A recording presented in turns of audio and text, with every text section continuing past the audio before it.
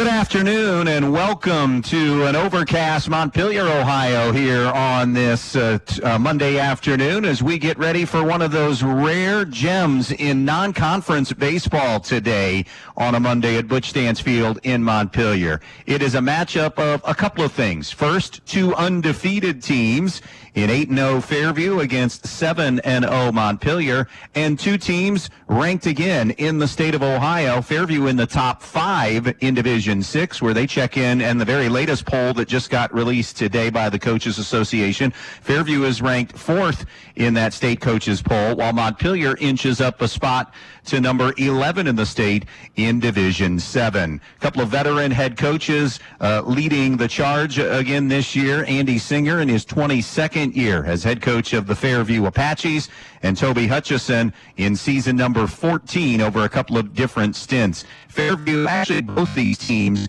in their own way have done it in very dominant fashion on the season, and we'll dive into that as the afternoon goes on. A good pitchers matchup here today, and again, with big league games looming for both these teams, they are not number ones, but you know what? With the pitching depth on both these teams, still solid arms pitching today. Elijah Aaron will go for Fairview, and it'll be Kenneth Smeltzer on the mound for Montpelier. We'll step out and take a break. When we come back on the Allied Molded Products pregame show, we will have the starting lineups for this one on B-Rock Sports. Banking local doesn't mean giving up convenience. It means gaining a partner who's right here with you every step of the way. At Midwest Community Federal Credit Union, we believe you shouldn't have to choose between great service and great features. With us, you get both. When you call, you'll speak with people who know your name and care about your goals, not just your account balance. Because here, you're not just another customer, you're family. Visit localnolimits.com to learn more today. Your home is the one place where everything should be perfect, including your air. Stark's Plumbing and Heating Services helps you achieve the perfect air you deserve with reliable, groundbreaking, award-winning Lennox products. Call Stark's Plumbing and Heating Services and see how soon you can get a Lennox home comfort system that'll help improve your health and your mood. It doesn't get any more perfect than that. Call us today at 1-800-329-4040 or visit us at starksphs.com. Downtown Bryan, Ohio has become quite the shopping destination in the past few years, thanks in part to Elian's Boutique, the Maddox Men's Emporium, and Faith and Grace Baby Boutique. These incredible stores offer something for everyone, featuring men's and women's apparel, newborn and kids apparel, maternity wear, specialty foods and drinks, barware, jewelry and accessories, giftable items, and much, much more. They're located on the east side of the square in downtown Bryan and open weekdays 10 to 6 and Saturdays 10 to 3. So come to downtown Bryan, Ohio, and visit the Elian's family of stores for all your shopping needs. Welcome back to Butch Stance Field in Montpelier. Time to meet the lineups for this afternoon's game between Montpelier and Fairview. Fairview, of course, on the road will be hitting first. It'll be Logan Olinger, the shortstop, leading things off. Batting second, the second baseman, Cole Mack. Hitting third and pitching, Elijah Aaron. Batting cleanup, the first baseman, Drayden Grinnell Dennis. Batting fifth, the third baseman, Anthony Singer. Hitting sixth, the DH, Gavin Palladino. Batting seventh, the right fielder, Zane Timbrook. Hitting eighth and catching is Jesse Kuhlman. And batting ninth, the left fielder, Shady Fritsch. Defensively for Montpelier around the outfield, it'll be Malachi Smeltzer in left, Tyler Plord in center, and C.J. Fiddler in right. Hayden Sharps will be at first, Jacob Lyons at second, Jackson Stahlers at third, Wesley Hartsock will be the shortstop, Griffin Cooley behind the plate, and on the mound this afternoon for Montpelier will be Kenneth Smeltzer, a right-hander. Umpires for this game, it will be Chandler Byers calling balls and strikes. Ron Ferner will have the base paths. Those are your lineups for today, all a part of our pregame show being presented to you by Allied Molded Products. Think inside the box at Allied Molded Products. So a day in terms of the wind, very similar to Tuesday of last week when it was frigidly cold. We don't have that today. We have game time temperatures in the upper 50s, but winds pretty consistent at about 20 to 25 miles per hour with gusts 30, 35 miles per hour today. And boy, you can really feel it here out in the wide open at Butch Stance Field. So certainly something to make mention of here today for plays that balls in the air, pitchers that are trying to gauge what pitch to throw and doing it against the wind, with the wind, crosswind, that sort of thing, and that wind will shift on you out here at Butch Dance Field.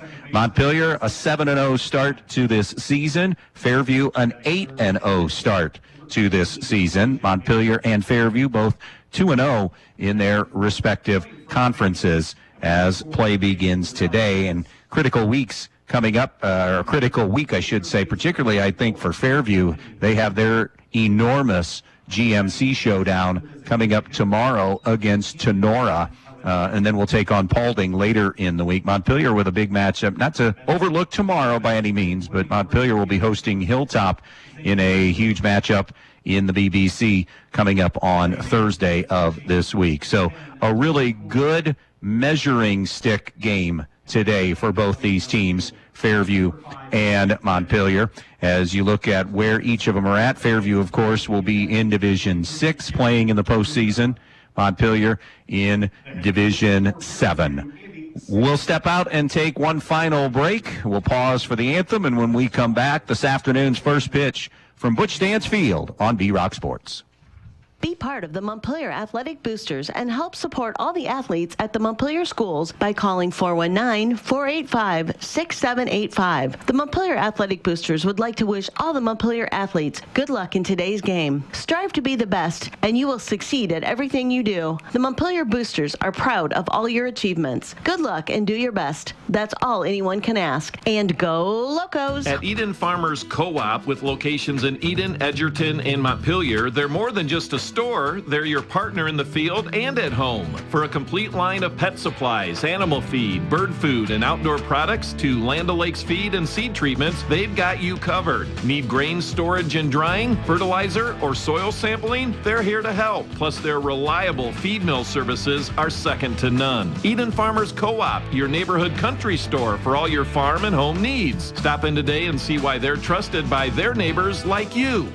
Spring into savings at Donaldson's Ace Hardware on North Union Street in Bryan. Save $100 instantly on Milwaukee M18 16-inch chainsaw or leaf blower, tools only. Buy a Milwaukee M18 battery and charger and get your choice of a free oscillating multi-tool, cut-off angle grinder, wet dry vac, or circular saw. Looking for DeWalt? Buy a 20V Max compact impact wrench, reciprocating saw, multi-tool, or compact circular saw, and get a free 2-pack of 20V Max batteries. Get geared up for spring at Donaldson's Ace Hardware. Ace, the helpful place. Camco Industries, with facilities located in West Unity, Ohio and Morenci, Michigan, has openings on all 3 shifts for production and assembly operators. We manufacture interior plastic products for the automotive industry. As an operator, you will be required to visually inspect, trim, assemble, and pack parts, as well as label containers. You must be able to pass an entry-level test and a substance abuse test. Camco also has openings for shipping associates, material handlers, and production leads. Camco offers a complete benefit package. If you would like to join our team, please complete an application online at www.kumi-na.com or in person at Camco, 1001 East Jackson Street, West Unity, Ohio, Monday through Friday from 8 a.m. to 4:30 p.m. All rehires will be considered for employment.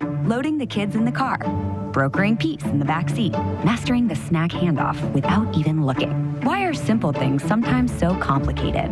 Thankfully, with auto owners, insurance doesn't have to be one of them. We work with independent agents who keep insurance simple, so you can worry about more important things, like figuring out what's growing in that cup holder. That's simple human sense. See Cannell Insurance Agency of downtown Montpelier, your auto owner's insurance agent. The Fairview Athletic Boosters was formed in 1968 to support athletic teams at Fairview High School. The Boosters' goal for 53 years has been to promote good sportsmanship and give financial support for equipment and venue upgrades for all of their athletes. They try to back all their coaches and athletes on the court, on the mat, on the field, on the diamonds, on the track, on the course, and on the links. They also encourage fans to attend contests in person and root on the Apaches. For information on becoming a Fairview Athletic Booster member, go to the Fairview Facebook page or the Fairview website for details. Thank you for tuning in tonight, and go Apaches!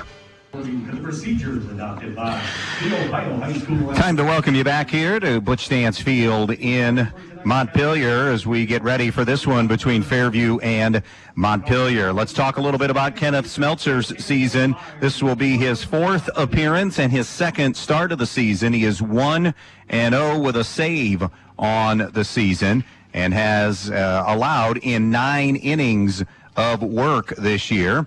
He has allowed just 4 hits on the season, 2 runs, 1 of the 2 runs earned, struck out 12, walked 3, and has hit 3 batters on the year, has an ERA of .77 on the season, and that matches the team ERA on the season. So they have been fantastic on the mound. We mentioned both these teams. When you look at strengths of the ball club, you have to start with the depth in pitching that both Montpelier and Fairview possess, and has certainly helped them. And offense has been pretty good as well. Most recently, we just saw Montpelier knock off Eden on Thursday of last week in a critical win in the BBC, 6-2, to go to 2-0 in the conference. Fairview, congratulations, by the way, to Andy Singer in his 22nd year. Most recently collected his 350th career win as head coach at his alma mater. He's now 351 and 172. Toby Hutchison,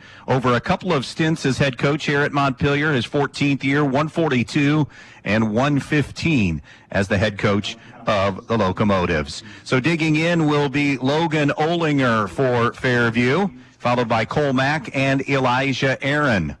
Olinger on the season is hitting .375 with an on-base of .636 in that leadoff spot. Fairview possesses something you don't see, forget at the high school level, but at a lot of levels, 6 left-handed hitters in their lineup, and that is certainly unheard of at the high school level, particularly smaller school, but they're the first of the 6 will dig in right now, and that's the shortstop, Logan Olinger. Kenneth Smeltzer, who ascended to the number 1 spot in the rotation last year, kind of a de facto to begin with, but then earned it on merit, will toe the rubber, and this afternoon's first pitch is a fastball that's rolled the other way right at Jackson Staylor. He'll throw across and get Olinger for the first out on 1 pitch in this game.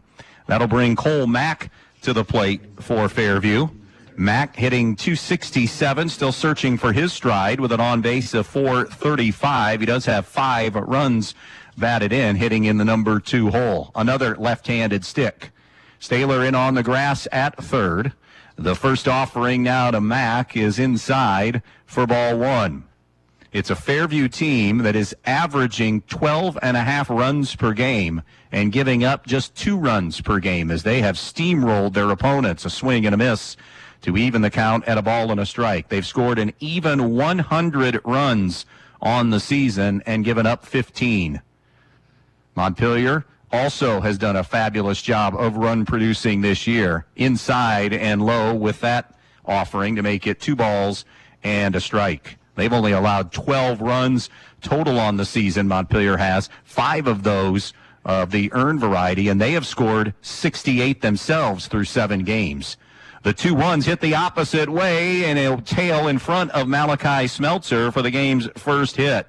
So Cole Mack, a 1-out single, and that'll turn things over to this afternoon's pitcher, and that's Elijah Aaron, the first right-hander in the lineup today. He is one of 4 kids in this lineup that is 500 or above in batting average. Aaron at .516. Team leader in hits with 16. He has an on-base of .606 as well. A short lead at first for Cole Mack. Coming set at the belt is Smeltzer. He deals down low, ball 1. .427 is what Fairview is hitting as a team, and their on-base is at .585. In addition to the 16 hits, Aaron is tied for the team in runs scored at 12. 1 out, 1 on. We're in the top of the first inning. A throw over by Smeltzer, and Mack is back safely. Didn't have much of a lead. Aaron back of the box. Again, Staylor in a couple of steps on the grass at third. Outfield shifted over a little more to left center with a right-handed bat up, of course, and playing about medium deep. The 1-0 pitch is framed for a strike. Good job by Cooley to frame that outside corner. Fairview has also been pretty solid defensively. And they're under an error a game right now. They've only committed 5 errors through 8 games. 1-1 the count on Aaron. He takes a strike. Nope, takes it a little bit outside, beg your pardon. 2-1 now on Elijah Aaron. Talking with Andy Singer.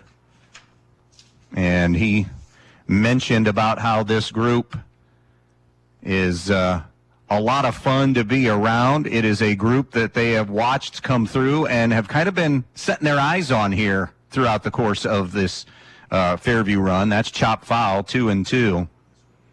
The philosophy, like Montpelier's, ball in play, make the defense make plays. And the other way of framing it, I guess, or saying it is, Andy Singer said, we want to put as much chaos on the defense as possible. We're in the first, no score. Third batter up, Elijah Aaron. 1 out, 1 on.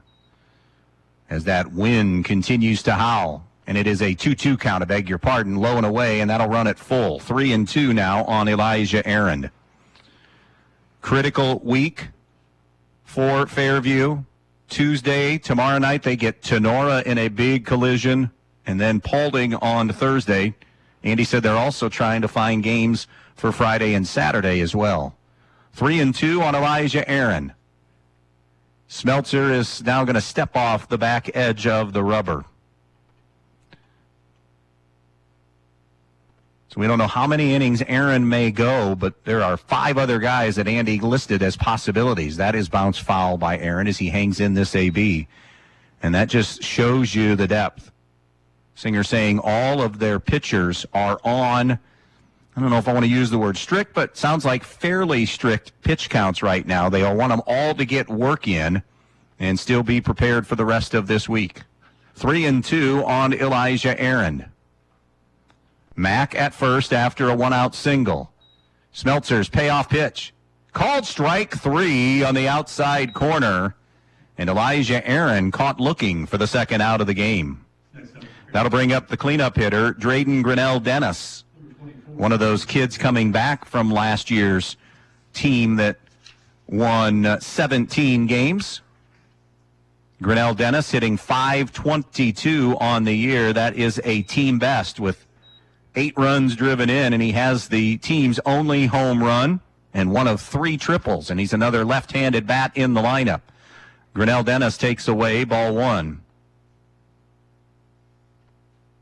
He is tied with Aaron when that runs scored category with a dozen. Has 12 hits. That's good enough for second best on the team. Right-hander against left-hander.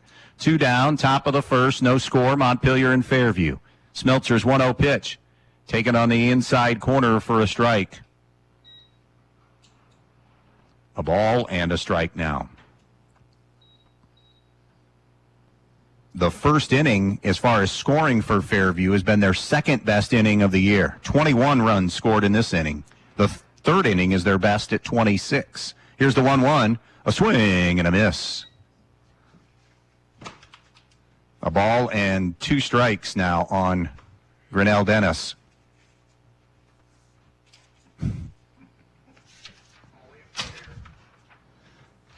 It's bionic, man. 1-2 on Grinnell-Dennis. Smeltzer comes set. The pitch, the runner's going. It's pitched inside. Cooley's throw is off target and a stolen base for Cole Mack. For Mack, that is his 3rd stolen base of the season. And for Fairview, their 32nd stolen base of the season. It'll get him into scoring position now. It's a 2-2 count on Drayden Grinnell-Dennis.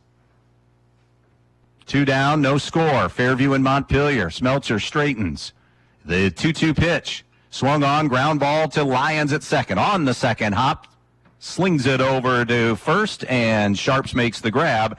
And that'll retire the side here in Fairview's first inning. They strand a runner at second. Middle of the first. Montpelier and Fairview are scoreless. When you're inside this winter, you want to not only be warm, but also have great indoor air quality. Well, Stark's Plumbing and Heating Services features it all with Lennox and iWave. iWave safely treats the air throughout your home, plus kills mold, bacteria, and viruses. It also reduces odors from pets and cooking, reduces allergens, smoke, static electricity, and dust in the air. And best of all, no maintenance, no bulb, no other parts to replace. Check out Stark's at starksphs.com or phone toll-free 1-800-329-4040. CMF Enterprise is a female-owned and operated business serving Ohio and Indiana. CMF offers dump truck and excavating services, including aggregate material sales. CMF handles a large variety of construction, landscaping, agricultural, and residential materials. With their years of experience, there's no job too big or too small for them to assist you with. Phone 419-737-6141. CMF Enterprise. All right, let's take a look at the batting order for the Locos. Leading off, the shortstop, Wesley Hartsock. Batting second, the first baseman, Hayden Sharps. Hitting third and pitching, Kenneth Smeltzer. Batting fourth, the catcher, Griffin Cooley. Batting fifth, the third baseman, Jackson Staylor. Hitting sixth, the left fielder, Malachi Smeltzer. In the number 7 spot is the second baseman, Jacob Lyons. Batting eighth, the right fielder, C.J. Fiddler. And batting ninth, the center fielder, Tyler Plourd. For Fairview defensively, Shady Fritsch is in left, Gavin Garza in center, Zane Timbrook in right. Drayden Grinnell Dennis at first, Cole Mack at second, Anthony Singers at third, Logan Olinger is the shortstop, Jesse Kuhlman behind the plate, and on the mound, Elijah Aaron. This will be Aaron's 4th start already on the season. He has gone 8 1/3 innings, allowed 3 runs, all of them earned, 6 hits, has struck out 10, walked 3, and has hit 2 batters. He has an ERA of 2.52 in his 2-0 start. The Fairview staff ERA 1.64. And the right-hander Aaron delivers a first pitch strike to Wesley Hartsock. Hartsock, no homers, but 8 runs batted in on the season.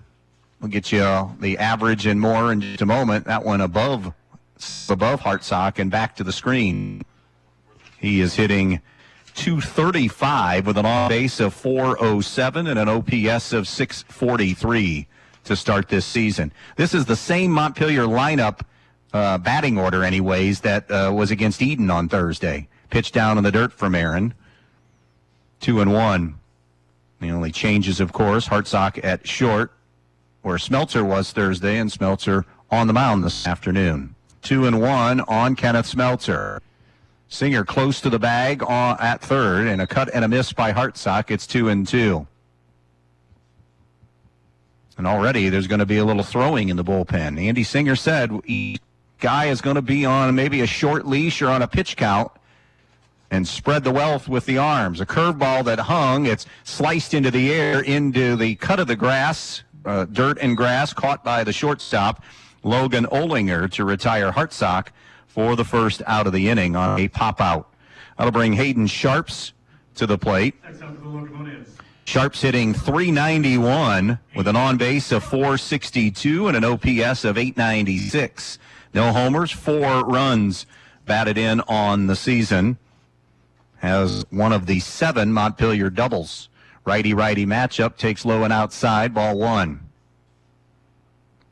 Again, Aaron, a right-hander. Will play some shortstop as well as his primary position for Fairview. Missing inside, 2-0. Again, Fairview, number 4 in the state in Division 6 baseball this week in the rankings, and Montpelier ranked 11th in the state in Division 7. Here's the 2-0 from Aaron. Swung on, bounced towards Singer at third. He will charge, glove, throw, out number 2. On 5-3, Singer, a freshman, and that is Andy's son at third base. That'll send Kenneth Smeltzer to the plate. Smeltzer on the season, batting just .211 on the year so far, with an on-base of .444 and an OPS of .865, a home run and 5 runs batted in. Has scored the most runs on the team as well with 10, and is hit by Aaron on the first pitch that Aaron offers, and he becomes Montpelier's first base runner of the game. That'll send Griffin Cooley to the plate. Cooley hitting .300 now with no homers, 7 runs batted in. Has a .481 on base and a .831 OPS. This is a Montpelier team that is hitting .324 with an on base of .466. And we mentioned they've scored 68 runs on the season. Another righty matchup here with Aaron and Cooley. Aaron sets, throws over. Smeltzer on a little bit of a lean, but he got back safely. Again, a trademark of Toby Hutchison teams is they will run. Smeltzer has 8 stolen bases of the 49 that they have on the year. Montpelier 49 for 55 as a team. Not running. Ground ball to the shortstop, and that's Oldinger. Tosses to Mack at second for the force play, and that will do it for Montpelier. So they strand a runner like Fairview did, although he didn't get into scoring position. An inning complete at Butch Stans Field. Montpelier and Fairview are scoreless. At Direct Link Appliance and Furniture in Bryan, we've got everything to make your house feel like home. We carry trusted brands like Maytag, Whirlpool, KitchenAid, and Speed Queen, built to perform at unbeatable prices. Need new furniture? Shop Ashley Furniture, cozy up on a Jameson mattress, or experience Molecule, made right in Auburn, Indiana, or Puffy mattresses. It's like sleeping on a cloud. Plus, we service all appliances, makes, and models because we're here long after the sale. Direct Link in Bryan, local, trusted, and ready to help. Downtown Bryan, Ohio has become quite the shopping destination in the past few years, thanks in part to Elian's Boutique, the Maddox Men's Emporium, and Faith and Grace Baby Boutique. These incredible stores offer something for everyone, featuring men's and women's apparel, newborn and kids apparel, maternity wear, specialty foods and drinks, barware, jewelry and accessories, giftable items, and much, much more. They're located on the east side of the square in downtown Bryan and open weekdays 10 to 6 and Saturdays 10 to 3. So come to downtown Bryan, Ohio and visit the Elian's family of stores for all your shopping needs. Hello, this is Stacy Swery with Andrews O'Neill & Lowe Insurance Agency. In these unsettling times, peace of mind is more important than ever. At Andrews O'Neill & Lowe, we're here to support you with integrity and care, ensuring you have the coverage you need. Whether it's protecting your home, auto, or business, our dedicated team is committed to your peace of mind. Partnering with Auto Owners Insurance, we offer top-tier coverage and exceptional service you can rely on. Experience the comfort of knowing you're protected with Andrews O'Neill & Lowe and Auto Owners Insurance. Visit andrewsoneillandlowe.com or call today. Montpelier and Fairview, no score at the end of one. The Apaches will be sending up 5, 6, and 7 to the plate. Third baseman Anthony Singer, followed by Gavin Palladino and Zane Timbrook. Singer hitting .423 on the year, no homers, 13 runs batted in. That's tied for a team best on the season, has an on-base of .581. That average is, as we mentioned, they have other kids 500 and above, so that's like 5th best on, make that 6th best on the team at the .423. It's been a really good offensive team. Singer takes outside, ball 1. Staring in is Smeltzer, rocks and fires. And that fastball tails outside for ball 2. 2 balls and no strikes on Anthony Singer. Singer's next pitch at 2-0. Missed low, and it's now 3-0 on Anthony Singer. Other possible pitchers we could see for Fairview today could be Singer, Zane Timbrook, Cash King, Jonah Schinninger, and Shady Fritch. Called strike. He was taking all the way. It's now 3-1. I think it was Cash King that was throwing earlier, one of the seniors for Fairview. The 3-1 bounced towards second. Jared Lyons slides over toward the bag and will whip it over to first, and Singer down for out number 1. That'll bring Gavin Palladino to the plate. This is the Gavin spot in the lineup because he's DHing for Gavin Garza, the center fielder. Palladino at .444 on the year with 8 RBIs. Another left-handed batter. Again, 1 of 6 for Fairview that they start. The first pitch from Smeltzer, down and in, ball 1. That Fairview-Tenora game should be some kind of matchup tomorrow night. They're the only two GMC unbeatens in conference play here early on. The 3-0 is on the outside, or the 1-0 is on the outside corner, 1-1. No score on the Andres O'Neill and Lowe scoreboard. We're in the second inning on an overcast and extremely wickedly windy day here in Northwest Ohio. Smeltzer's 1-1, swung on, ground ball toward Sharps at first. Coming over to cover the bag is Smeltzer. Sharps flips to him, and that's 2 down. 3-1 on the putout. And now it's Zane Timbrook coming up. Timbrook batting .500 with 8 runs driven in. It's a team with 14 extra base hits, 10 doubles, 3 triples, and a home run. Timbrook, righty-lefty matchup again, fouls it out of play. Here to one of the adjacent diamonds out here at the Superior Complex. How long has it been Butch Stance Field? When did that get named? 5 years? Here's the 0-1. Little nubber toward Lyons. Tosses to Sharps, and a quick 1-2-3 inning again. Well, not again, but for the first time, no traffic at all for Smeltzer and company. Middle of the second inning. Fairview nothing, Montpelier nothing. We'll be right back.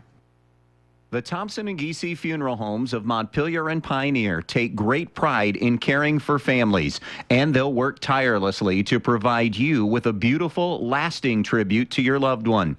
In addition to the services that are offered, you'll receive an online memorial that you can share with family and friends. They have a wide range of resources to support you, not only today, but in the weeks and months to come. The Thompson and Giese Funeral Homes of Montpelier and Pioneer saying good luck to the athletes in tonight's game.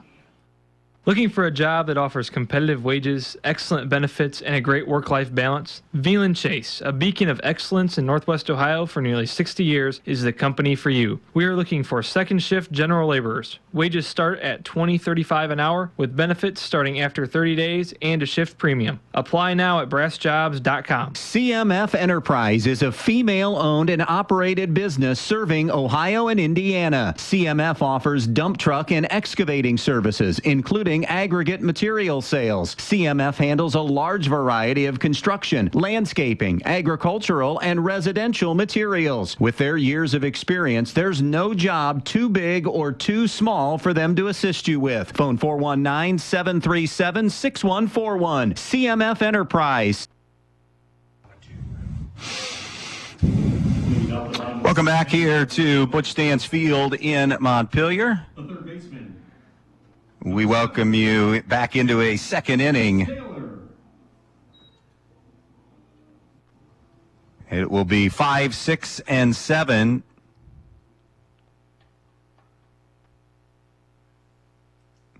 Due up here. Jackson Staylor to start things. First ball swinging. Hammers one into the air toward the line. Timbrook over. He won't get there as it's in foul territory. So strike one on Jackson Staylor. He'll be followed by Malachi Smeltzer and Jacob Lyons here in a scoreless game.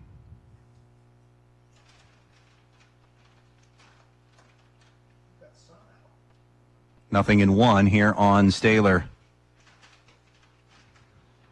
The right-hander Aaron ready to deal. It's a breaking ball that drops in nicely for a strike. Nothing in two now on Staylor. He's gotten off to a nice start, really in all facets for Montpelier, offensively and defensively. Moving over to third base, punched out that time as that froze him on the strikeout. Caught looking on the inside corner. Staylor had come in hitting .333. One down, it'll be Malachi Smeltzer now. Smeltzer batting .214 on the year. No homers, 4 runs batted in. Has an on-base of .421 and an OPS of .635. Swings and grounds it foul down the third baseline. Cash King continues to throw for Fairview. Andy Singer, head coach, did not say what the pitch count was, but they would be on a pitch count, his pitchers today. 3 games scheduled and trying to get Friday, Saturday as well. Aaron, the right-hander, deals. The 0-1 is grounded again, foul. It's 0-2. Montpelier, 13-11 last year. Another BBC title at 7-0. Off to a 2-0 start in the conference this year. Advanced to the regionals for the first time since 2003. It was the 5th district title in school history. The 0-2 from Aaron, swinging a ground ball, charging it short as Olinger. Guns it high, and it will not be in time. That's going to be E6. A good throw gets Smeltzer. Climbing the ladder, Grinnell Dennis, who has size over there, saved more. And now the umpires are going to come together on a discussion to see if he did turn into fair territory and make an aggressive. That didn't seem very aggressive. And that was just at a quick naked eye. I was then looking down to mark that it was E6, so they are going to stick with the safe call. I didn't think it was too aggressive. It's got to be. We had a call like that in a postseason not that long ago. It may have been last year, where it was an aggressive turn or not. I mean, you got to be going pretty hard to make that move towards second. Andy Singer's going to say his piece, but I don't think it's going to matter, as Jacob Lyons will come to the plate. Lyons hitting .214, no homers, 4 runs batted in, has an on-base of .421 and an OPS of .635, as, again, Andy Singer will talk to both Chandler Byers and Ron Ferner here.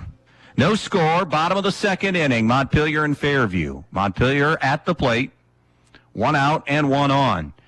Just to kind of wrap up a little bit, Montpelier and Fairview also very similar in bringing back a ton of kids from last year's teams. Montpelier, a regional team, as we just mentioned. Fairview couldn't get out of sectionals last year. They ran into a really good Archibald team and lost 7-4 in the sectional championship game, but they brought 10 back to the team this year. The Apaches are trying to do something in the conference that they haven't done for almost a decade, and that's win it. They're eyeing their 19th GMC title, with the last one coming in 2016. In on the grass at third is Singer. A throw over, and diving back safely is Smeltzer. Smeltzer with 5 stolen bases on the season. Creeping off of first. Not going. Swung on, popped into the air toward the gap in right center field. A run over for Timbrook makes the grab for the second out of the inning. Staylor down on strikes. Lyons flies out, surrounded by an E6 committed by Fairview, which already is over more errors than they commit on average a game. They commit less than an error a game. That was just their 6th error. Here's C.J. Fiddler. In that number 8 hole is hitting as a throw over, and back safely is Malachi Smeltzer. In the 8 hole, hitting .375 with 5 runs batted in. Good on base at .474. Swung on, ground ball to Olinger at short. He'll try to get Fiddler at first and does, and the inning is over. The error does not hurt Fairview. 2 complete. Fairview and Montpelier. The Apaches and Locos are scoreless. Just 3 words tell you everything you need to know. They tell you why we employ more than 2,000 workers at our factory in Virginia Beach, and why over 10,000 local steel dealers are putting battery power in the hands of Americans. Not everyone can say that, but we can. Made in America. Real steel.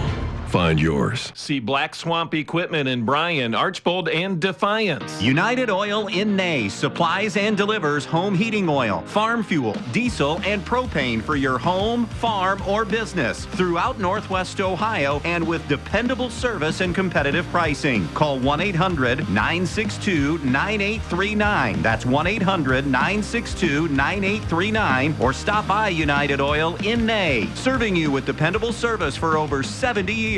United Oil saying good luck to all athletes in this game.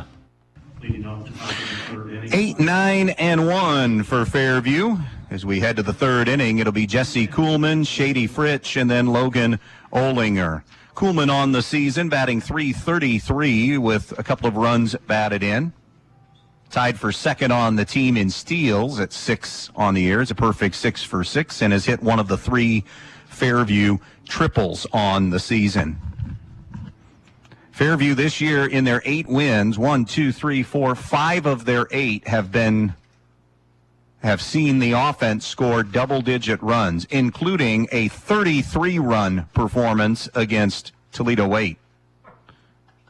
The first pitch is a slider by Smeltzer that's inside corner for a strike. Beat Continental 11-0, Archibald 13-4 and 10-zip, and Antwerp 15-4. It's called strike at the knees on a fastball, 0-2. The most quality win, actually there's 2. And one is deceiving because the record's not there yet, but it will be. They have a win over Edgerton in the conference, 5-4. Edgerton just 3-5, I believe, right now. But that record will change before we get to the end of the year. And they do have a win over state-ranked Van Wert. Van Wert, a team receiving a vote this week. They were ranked higher last week, but beat them 5-1. The 0-2 missed outside with a fastball, 1-2. We mentioned the 10-letter winners back for Fairview. They lost only 3. They brought back 4 kids that got all GMC honors a season ago. Smeltzer's 1-2, swung on and bounced foul. Teams that are ranked this week in the latest state coaches poll, Defiance is 7th in Division 3. Bryan is 10th, and Napoleon is tied for 19th in Division 4. Napoleon tattooed Bryan in an earlier game, 14-2. That one is going to miss. It's 2-2. That went behind the batter, Jesse Kuhlman. Swanton is 6th in the state in Division 5. We mentioned Fairview 4th in Division 6. Along with Montpelier, a couple of Putnam County League teams to remember. Kalida is tied for 1st in D7, and Miller City is ranked 6th this week. Smeltzer's 2-2. Swung on, and that's fisted in the air towards the shortstop, charging his heart sock, throws high, and that will be E6. Staying put will be Kuhlman. Both teams now with an error here in this one. Next up for Fairview. And that will bring Shady Fritsch to the plate. Fritsch, the left fielder this afternoon, batting .500 with 8 runs batted in. No homers, 8 runs batted in. The 6th and final left-hander in this Fairview lineup. No score, top of the 3rd inning. Fairview and Montpelier on the Andres O'Neill and Lowe scoreboard. We mentioned Kuhlman with the base stealing threat. Squaring to try to bunt is Fritsch, and he offered up. It's 0-1. Staylor hustling down the 3rd baseline. Montpelier, as far as who they lost, a couple of big contributors last year in Landon Fackler and Jackson Richmond, returning basically everybody else to this year's team. A step but no throw by Smeltzer. Fairview getting to 17-5 last year and 4-3 in the GMC. It's the first winning season in a couple of years at Fairview. Here's the 0-1. Squaring again is Fritsch. Lays a bunt down. It's a good one right out in front of the plate, and it is a successful sacrifice bunt to move Kuhlman into scoring position. Just the second base runner in this game to get into scoring position, both of them for Fairview. Back to the top of the order, and Logan Olinger. Olinger on the first pitch of the game, grounded out to Jackson Staylor at 3rd. So now runner on 2nd, 1 away. No score in this one. A couple of state-ranked undefeated. Montpelier 7-0. Fairview is 8-0 as day begins. Smeltzer peeks at the runner at 2nd, delivers, and that's hit in the air toward left. Looks like it's right at Smeltzer, and it is. And again, Olinger going right after the first pitch, and this time flies out for out number 2. So that'll leave it up to Cole Mack. Mack has the only hit in this game right now. We've had base runners with errors and hit batsmen, but the only hit belongs to Cole Mack. He singled and stole 2nd, was stranded there in the 1st inning. He'll dig in this righty-lefty matchup. Smeltzer deals a strike on the outside corner, 0-1.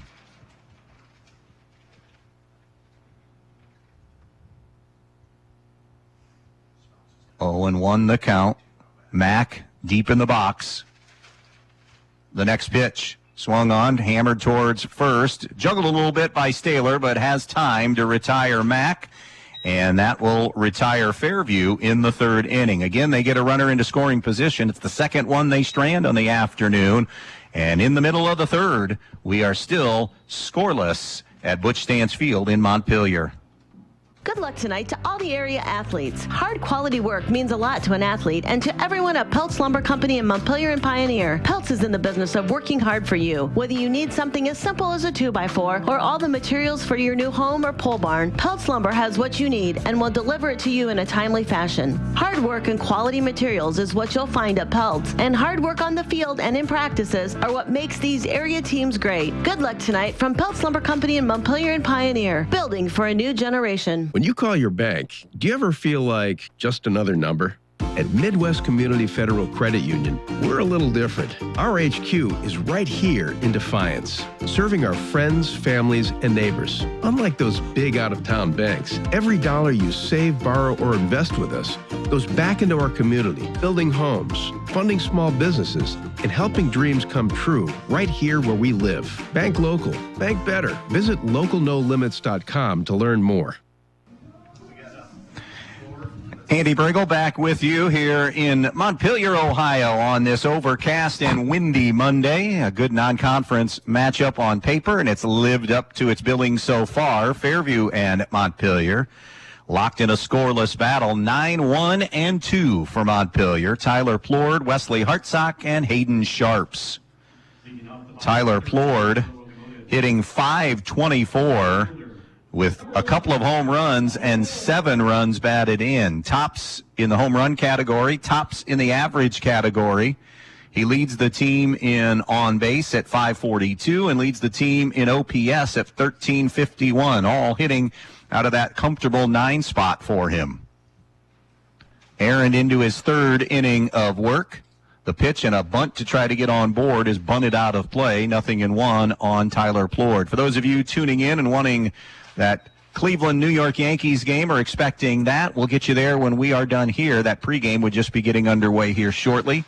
It's a 6:10 first pitch. Actually, all 3 games this week, Monday, Tuesday, Wednesday. The 0-1. Curveball hammered. It's just foul, says Chandler Byers. And now an 0-2 count on Tyler Plord. Just a touch ahead of it. And just missed a double by inches. 0-2 on Plord. Aaron stares in. He is ready. The pitch. A breaking ball that's grounded toward the hole. Singer got a glove on it. Backing him up is shortstop Olinger. Long throw not going to be in time. And Plord with Montpelier's first hit, an infield single. And now Tyler Plord, a base-stealing threat for the Locos, will be that runner on. Let's see what they elect to do with him. He does only have 4 stolen bases, but can run. Wesley Hartsock popped out to Logan Olinger, the shortstop, his first time up, so he is 0-1. Singer all the way in, about 3 steps and creeping at third, thinking maybe a bunt, and now they've got a pickoff play on Plord. He's caught in a rundown. The tag from Grinnell Dennis, he dropped it. He's safe, and Montpelier dodged a bullet. Grinnell Dennis could not hang on to it on the tag attempt. And so Plord is still in play here at first.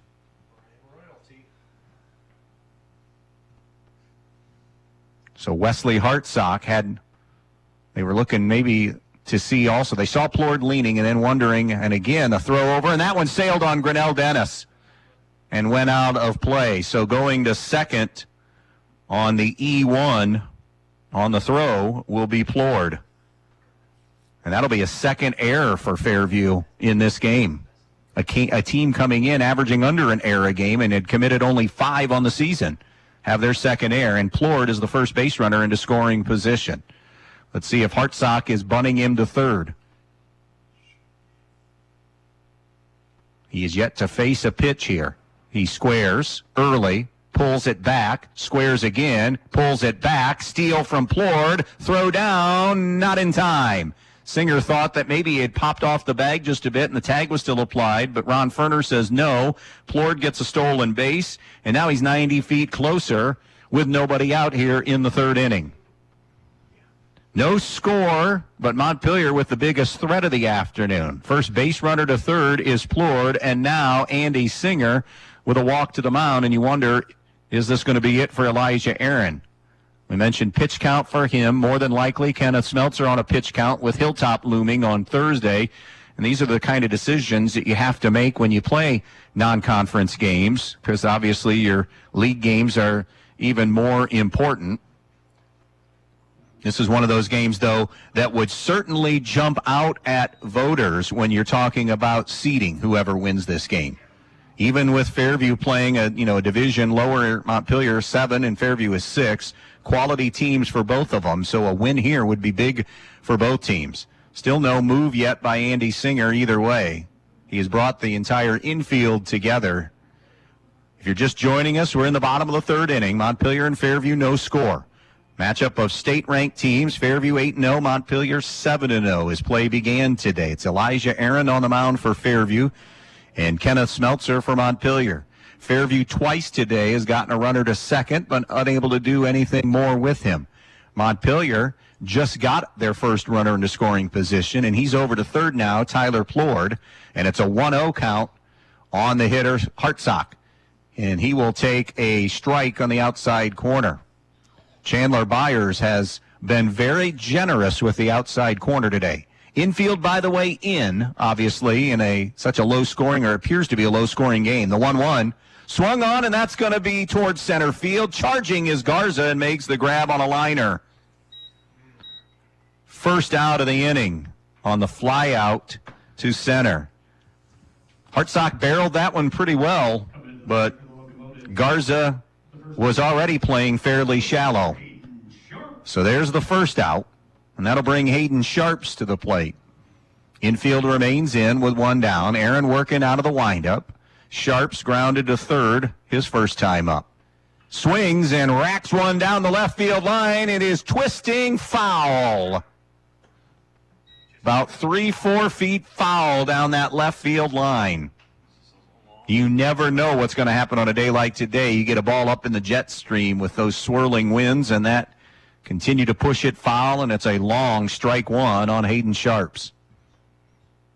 We're in the bottom of the third. No score on the Andres O'Neill and low scoreboard. Aaron going to elect to go from the stretch now. Comes set at the belt. The one-strike pitch is a breaking ball called a strike. 0-2 now on Hayden Sharps. Montpelier has the right part of the lineup up to try to get this run across. 0-2 on Sharps. The pitch. Down in the dirt. Good block back there by Jesse Kuhlman, shifting the body weight over. 1-2.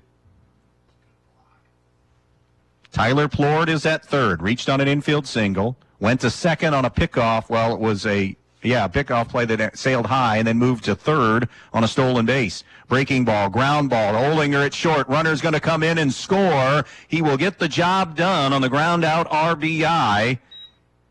So Hayden Sharps gets Montpelier on the board, 1-0.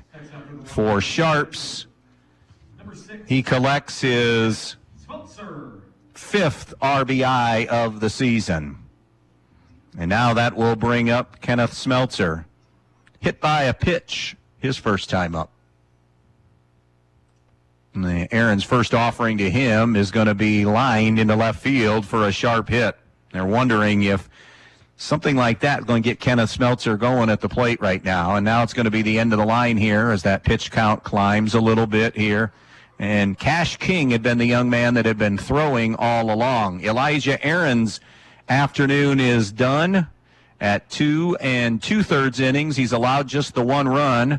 He's responsible for the runner at first, and we'll take a look at all of the changes that are coming up in this game as far as the defensive alignment is concerned here as we get ready to come back here. And did they officially make the change? Who's on the mound? There's the change, and we'll tell you a little bit more when we come back. Newcomers Schaefer, Spangler, and Brininger have served Northwest Ohio for over 120 years. They provide a full range of legal services, including real estate transactions, estate planning and trust administration, elder law, family law, business planning and litigation, personal injury, workers' comp, criminal and traffic defense, and more. Newcomers Schaefer, Spangler, and Brininger also supports the athletes in schools in Northwest Ohio and wish them the best of luck in this game. Zane Timbrook coming in to relieve Elijah Aaron. This will be his second appearance of the season. He has a 2.67 ERA. Timbrook has allowed no runs, 2 hits, struck out 4, walked 3, and obviously a 0 ERA here on the season. Want to see how the defense changes here potentially. Aaron is going to go to short for Fairview. Now batting for the Locomotives.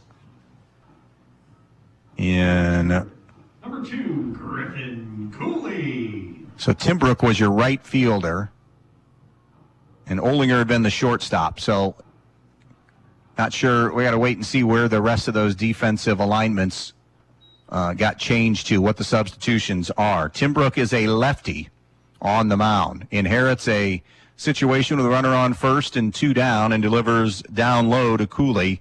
Ball 1. Cooley grounded out to the shortstop Olinger last time up. So he is 0 for 1. 1-0 Montpelier. The pitch. Good fastball for a strike. Olinger moved over to Olinger moved to second, I beg your pardon. So that means Cole Mack probably in right field. Fastball painted on the outside corner. Is that 27 in right field, Cole Mack? I believe it is. I think we've got our changes here. 1 ball, 2 strikes. As that wind whips again, that breaking ball stays way outside. Snap throw down by Kuhlman, nowhere near in time. It's 2-2. So Zane Timbrook pitching, Elijah Aaron now at short, Olinger with Bennett shorts at second, and Cole Mack is now your right fielder. Mack had been a second baseman. Timbrook, the lefty, comes set. 2 balls, 2 strikes. 2 down. The pitch. Called strike 3, but it's in the dirt. It's going to be a throw down from Kuhlman, and that'll do it for Montpelier in the 3rd inning. So Timbrook comes in and slams the door on Cooley as he's caught looking for a strikeout. 3 complete now. But we have a new score. Montpelier 1 and Fairview 0. Camco Industries, with facilities located in West Unity, Ohio and Montpelier, Michigan, has openings on all 3 shifts for production and assembly operators. We manufacture interior plastic products for the automotive industry. As an operator, you will be required to visually inspect, trim, assemble, and pack parts, as well as label containers. You must be able to pass an entry-level test and a substance abuse test. Camco also has openings for shipping associates, material handlers, and production leads. Camco offers a complete benefit package. If you would like to join our team, please complete an application online at www.kumi-na.com or in person at Camco, 1001 East Jackson Street, West Unity, Ohio, Monday through Friday from 8 a.m. to 4:30 p.m. All rehires will be considered for employment. This is Tammy Bergman with Andries O'Neill & Lowe Insurance Agency. At Andries, we live by a simple principle: treat others how we want to be treated. This means providing you with the highest level of care, respect, and dedication in every interaction. From personalized insurance solutions to our unwavering support for local causes, our goal is to make you feel valued and protected. We're more than just an insurance agency. We're a part of our community committed to making a positive impact. And with our trusted partner, Auto Owners Insurance, you get top-tier coverage and service. Discover the Andries O'Neill & Lowe difference. Visit AndriesO'NeillandLowe.com or call us today, because treating you right is at the heart of everything we do. So we welcome you back. 2 2/3 innings for Elijah Aaron. Allows the 1 run, 1 hit, struck out 1, and didn't walk anybody. Fairview has committed a couple of errors in this game. Montpelier with 1 error. Sun is peaked out just a bit now. We've had that a couple of different times this afternoon. Elijah Aaron Drayden Grinnell Dennis and Anthony Singer. So the heart of the Fairview order to face Kenneth Smeltzer as we're going into the fourth inning of work here in a 1-0 Montpelier lead in this matchup of state-ranked undefeated teams coming in. Fairview's 8-0 and Montpelier 7-0. Smeltzer in this righty-righty matchup. Digs, deals, misses outside for ball one. Aaron struck out looking his first time up.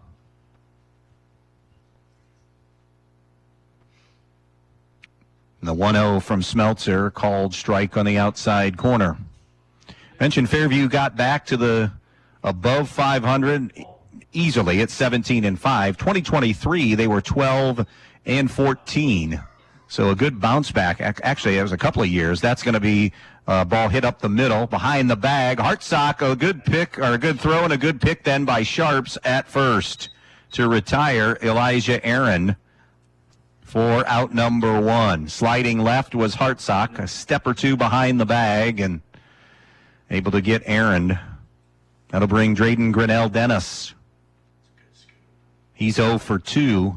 I'm sorry, he's 0 for 1 with a ground out to Jacob Lyons at second. Smeltzer deals. Fastball down low, ball one. It has been days like this. So many, I mean, more times than not, we've had to deal with the wind and heavy windy conditions. Swung on, hit high into the air, and that'll go out of play. 1-1 on Grinnell Dennis.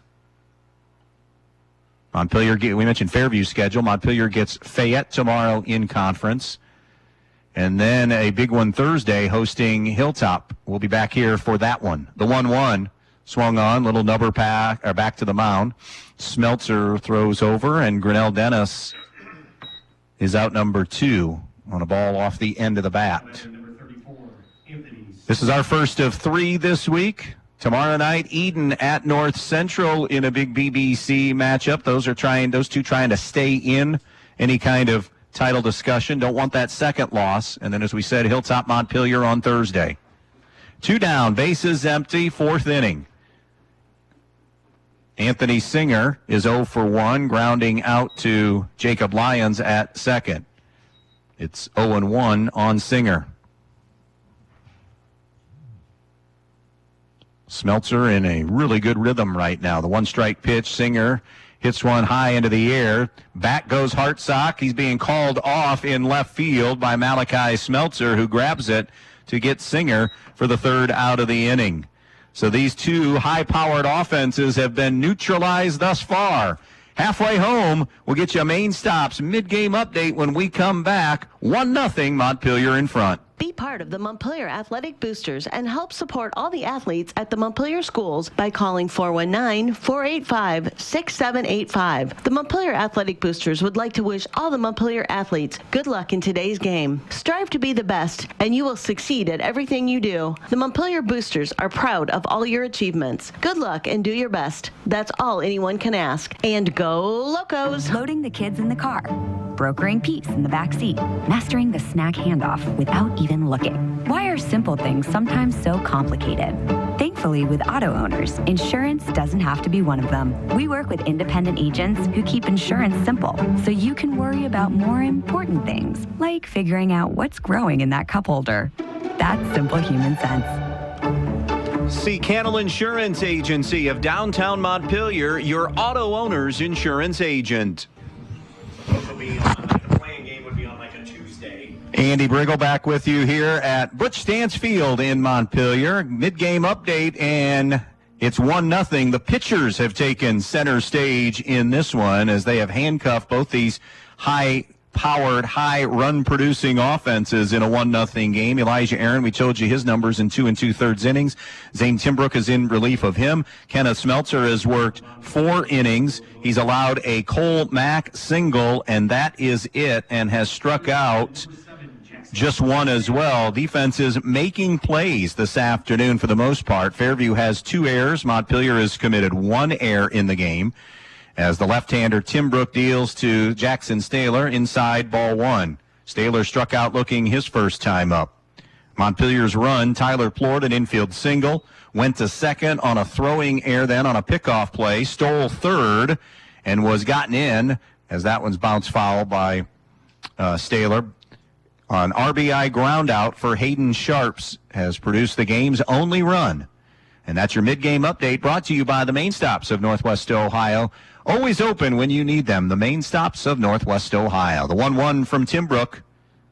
Misses a little bit high, 2-1. Jackson Staylor, Malachi Smeltzer, Jacob Lyons for the Locos here in the home half of the fourth inning. 2-1 on Staylor. The pitch. Swung on, hit the opposite way toward right field. Cole Mack misplayed it, and it'll drop for a base hit. Took a bad angle, I think, to begin with, and then took a step in and realized, this thing's hit a little bit harder than I thought. And Staylor has Montpelier's second hit of the game. Third hit of the game, I beg your pardon. Third hit. Smeltzer has a single, Plord an infield single, and Staylor now with a third hit. That'll send Malachi Smeltzer to the plate. He's 0 for 1, but was on base his first time, reaching on an error. Fairview thinking bunt here. Singer creeping at third. Squaring is Smeltzer, and that pitch tailed way outside. It's ball one. Kuhlman had to climb the ladder and go to his right to make that catch. 1-0 the count now on Malachi Smeltzer. 1-0 Montpelier, bottom of the fourth inning in Montpelier. The next pitch, there goes the runner. Pitch misses outside. Throw down by Kuhlman, not in time. Staylor, a stolen base. And there's Montpelier and their capability of running to get into scoring position.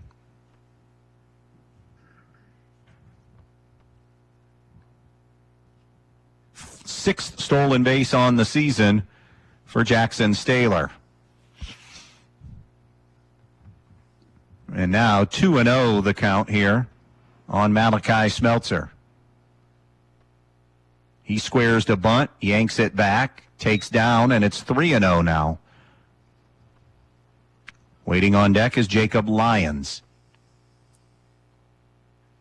1-0 Montpelier. Runner on second, nobody out in the fourth inning. Tim Brook steps off the rubber, no throw. Again, the Yankees and the Guardians when we're done here. 6:10 is the first pitch, but we'll get you there when we finish. 3-0, and a pitch that missed outside, ball 4 to Malachi Smeltzer. It's the first time we've had a pair of base runners on at the same time today. First and second for Jacob Lyons, and this smells like bunt all the way for a variety of reasons. Because Montpelier has the luxury of 8 and 9 guys that are very productive. Everybody's coming in on Lyons here. There's no hiding what's happening. The bunt is bunted foul. 0-1 on Lyons, who is 0 for 1 with a fly out to right field his first time up. Now they have brought Aaron in because of runners on first and second. Aaron, the shortstop, is almost parallel with the pitching rubber. He's in so far. They're keeping Singer even with the bag at third to see if they can get a force play on the lead runner. 0-1 on Lyons. Squares. Pulls it back. It's ball 1. Had to wait and see what Chandler Byers was going to call behind the plate.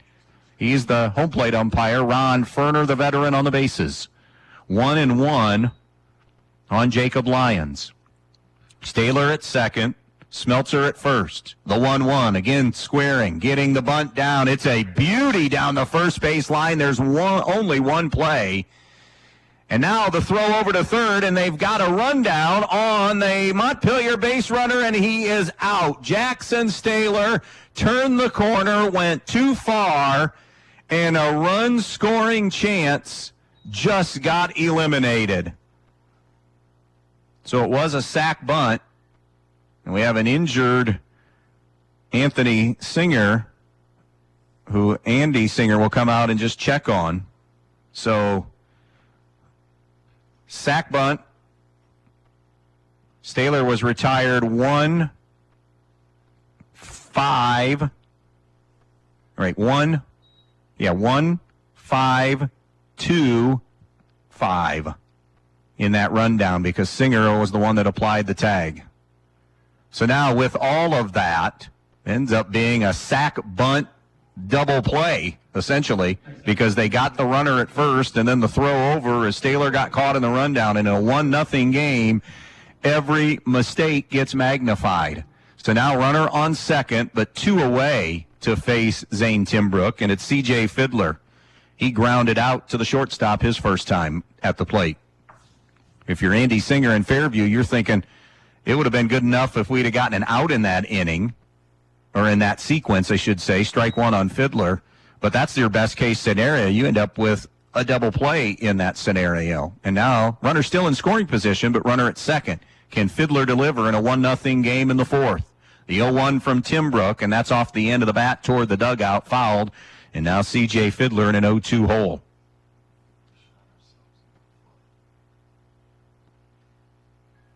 Oh, 2 on Fiddler. Zane Timbrook in relief of Elijah Aaron. The 0-2 delivery, a swing and a little roller foul over toward the Fairview dugout. And we remain 0-2.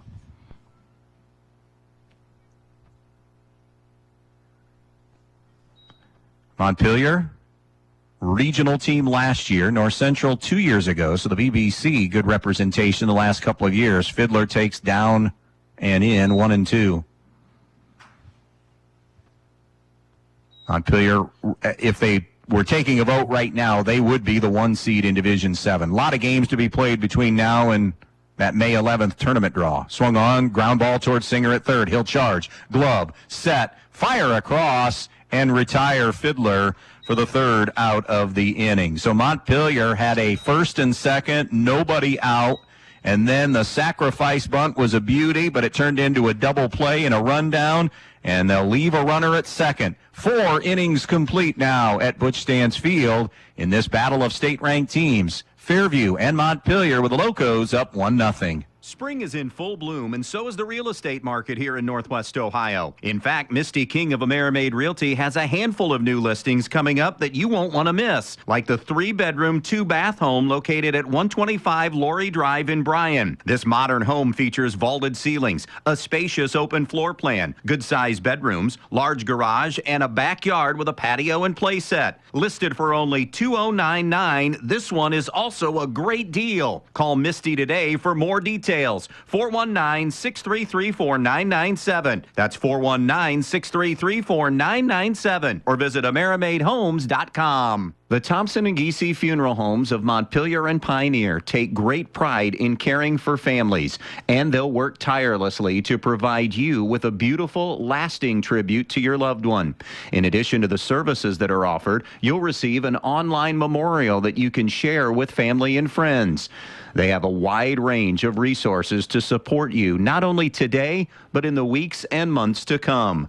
The Thompson and Giese Funeral Homes of Montpelier and Pioneer saying good luck to the athletes in tonight's game. We move to the 5th inning in a game that has been played with really good pace here this afternoon. Good pitching in this one. 1-0 Montpelier, scratching out the game's only run in the third. As we start the 5th, Kenneth Smeltzer into his 5th inning of work. And on the first pitch, it's punched into the air towards shallow left field, and the grab is made by the shortstop Wesley Hartsock to retire Gavin Palladino, the DH today, a number 6 hitter. 1 pitch, 1 out in this 5th inning, and now here comes Zane Timbrook. Timbrook 0 for 1 with a ground out to Jacob Lyons at second. So we mentioned pitch counts for both these guys because of league games this week. And Timbrook is in relief of Aaron. Aaron was at that pitch count. But Smeltzer into his 5th inning has kept his so low, he's in good shape. 1-0 on the left-handed hitting Timbrook. The 1-0 from Smeltzer. Kind of a 3-quarter delivery, missed outside for ball 2. Timbrook would be followed by Jesse Kuhlman as part of this 6, 7, and 8 for the Apaches here in the 5th inning. Rocking and dealing a 2-0 is Smeltzer, and that's club foul and out of play. Again, tomorrow we'll be up in Pioneer for Eden at North Central in a BBC matchup. And then Thursday, back here to Montpelier for Hilltop at Montpelier. And now a visit to the mound. Toby Hutchison is out. Did Kenneth Smeltzer maybe ding himself a little bit? I think that's the end of the line for Kenneth. just like that. And you wonder, something happened? And now Toby, I think, is asking him, can you play short? Can you play a position? Oh, he's grabbing his shoulder. So Smeltzer is out of this game with a 2-1 count on Zane Timbrook. And so a decision had to be made quickly, and Toby Hutchison to the bullpen, and it looks like it's going to be Hayden Sharps who will come in and pitch. We'll step out and take just a quick break, and be back and tell you about Hayden Sharps, the new pitcher for Montpelier, in just a moment. With warmer temperatures in the forecast, get to Donaldson's Ace Hardware on North Union Street in Bryan and pick up a gallon of Clark & Kensington interior or exterior paint with excellent coverage, washability, and the primer built right in. Whether it's a graduation party you're getting ready for or that painting project that you just want to get done, Clark & Kensington has you covered. And Donaldson's Ace Hardware on North Union Street in Bryan is the place to get all you need for your project, including accessories. Donaldson's Ace Hardware on Union Street in Bryan. Ace, the helpful place. Hayden Sharps, the new pitcher, a right-hander, so it's just a flip-flop. Smeltzer will stay in the game and go to first base. It is a right shoulder issue that seems to be bothering him. Sharps, 4 1/3 innings of work. This will be his 4th appearance. He has faced 20 batters on the season, does not have a record in terms of wins, losses, has allowed 3 runs, but only 1 of those runs earned. He struck out 6, walked 2, and has hit 3 batters on the season, has an ERA of 1.61 on the season. And this is really one of those tough situations. It's never ideal when you're coming in the middle of an at-bat. It's a 2-1 count on Zane Timbrook, the number 7 hitter. Bases are empty and 1 out, and Smeltzer over there just trying to continue to kind of windmill that right arm and see if he can get tenderness out, soreness out, whatever it might be that's bothering him in that right shoulder. But he'll remain in the game and play first. And Sharps with a quick discussion with Griffin Cooley, the catcher. Again, 2-1 the count on Timbrook. He's hitting here in a 1-0 game. Montpelier with a lead, 5th inning. And as Timbrook bats, 1 down, and the bases are empty. Right-hander against left-hander here. This is the second Montpelier pitcher of the day. Sharps in relief. The pitch. Downstairs, 3-1. Again, just a tough spot to come in to, because he had no warm-up time until he came out on the mound. The 3-1 missed outside. Ball 4 to Zane Timbrook. And now a pinch runner for Fairview will be Noah Schinninger, is going to go run for Zane Timbrook. Noah Schinninger, a junior. Pinch running for Fairview, number 29. It's not a Fairview game unless a Schinninger or 2 are involved, a Timbrook's involved. It's just not Fairview, right, Andy? It's kind of like Roofer at striker all those years, or Hug, Thiel, Ray to ball, take your pick in Eden. It's like 5 families. It's like the mafia over there. 1 out, 1 on. I'm talking about the 5 families, nothing else. I don't want anybody to be confused that I'm saying Eden is has a mafia connection, as far as you guys know. So it'll be Jesse Kuhlman, who reached on an air, takes down low, a little hesitation. Now Schinninger takes off. Montpelier has a chance. Tag is applied. He's out. And Schinninger delayed just enough that he is called out. Running for Timbrook. Caught stealing, and a big second out for Montpelier as he was trying to get into scoring position. That'll clean the bases, as Jesse Kuhlman now has a 1-0 count on him. Again, reached on an air in his only time at the plate.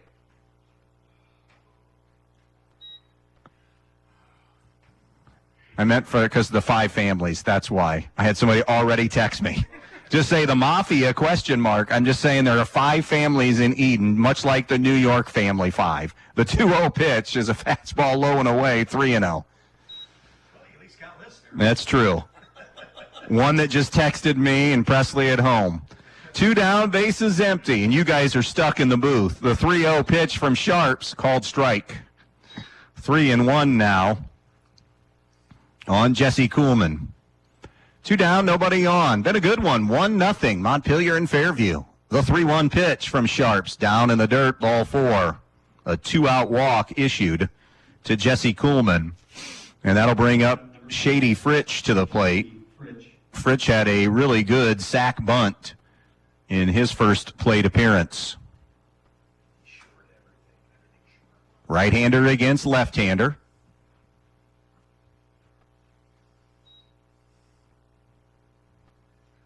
Kuhlman, short lead at first. In on the grass, a step or two at third, thinking maybe a bunt, and pulled back. It's ball 1. Jackson Staylor thinking that. If Fritsch lays one down that third base line, he does have enough speed to beat it out. Andy Singer giving signs to everybody here. Kuhlman getting a lead at first. Fritsch digs in at the plate. The 1-0 pitch, again he squares, pulls it back. It's strike 1.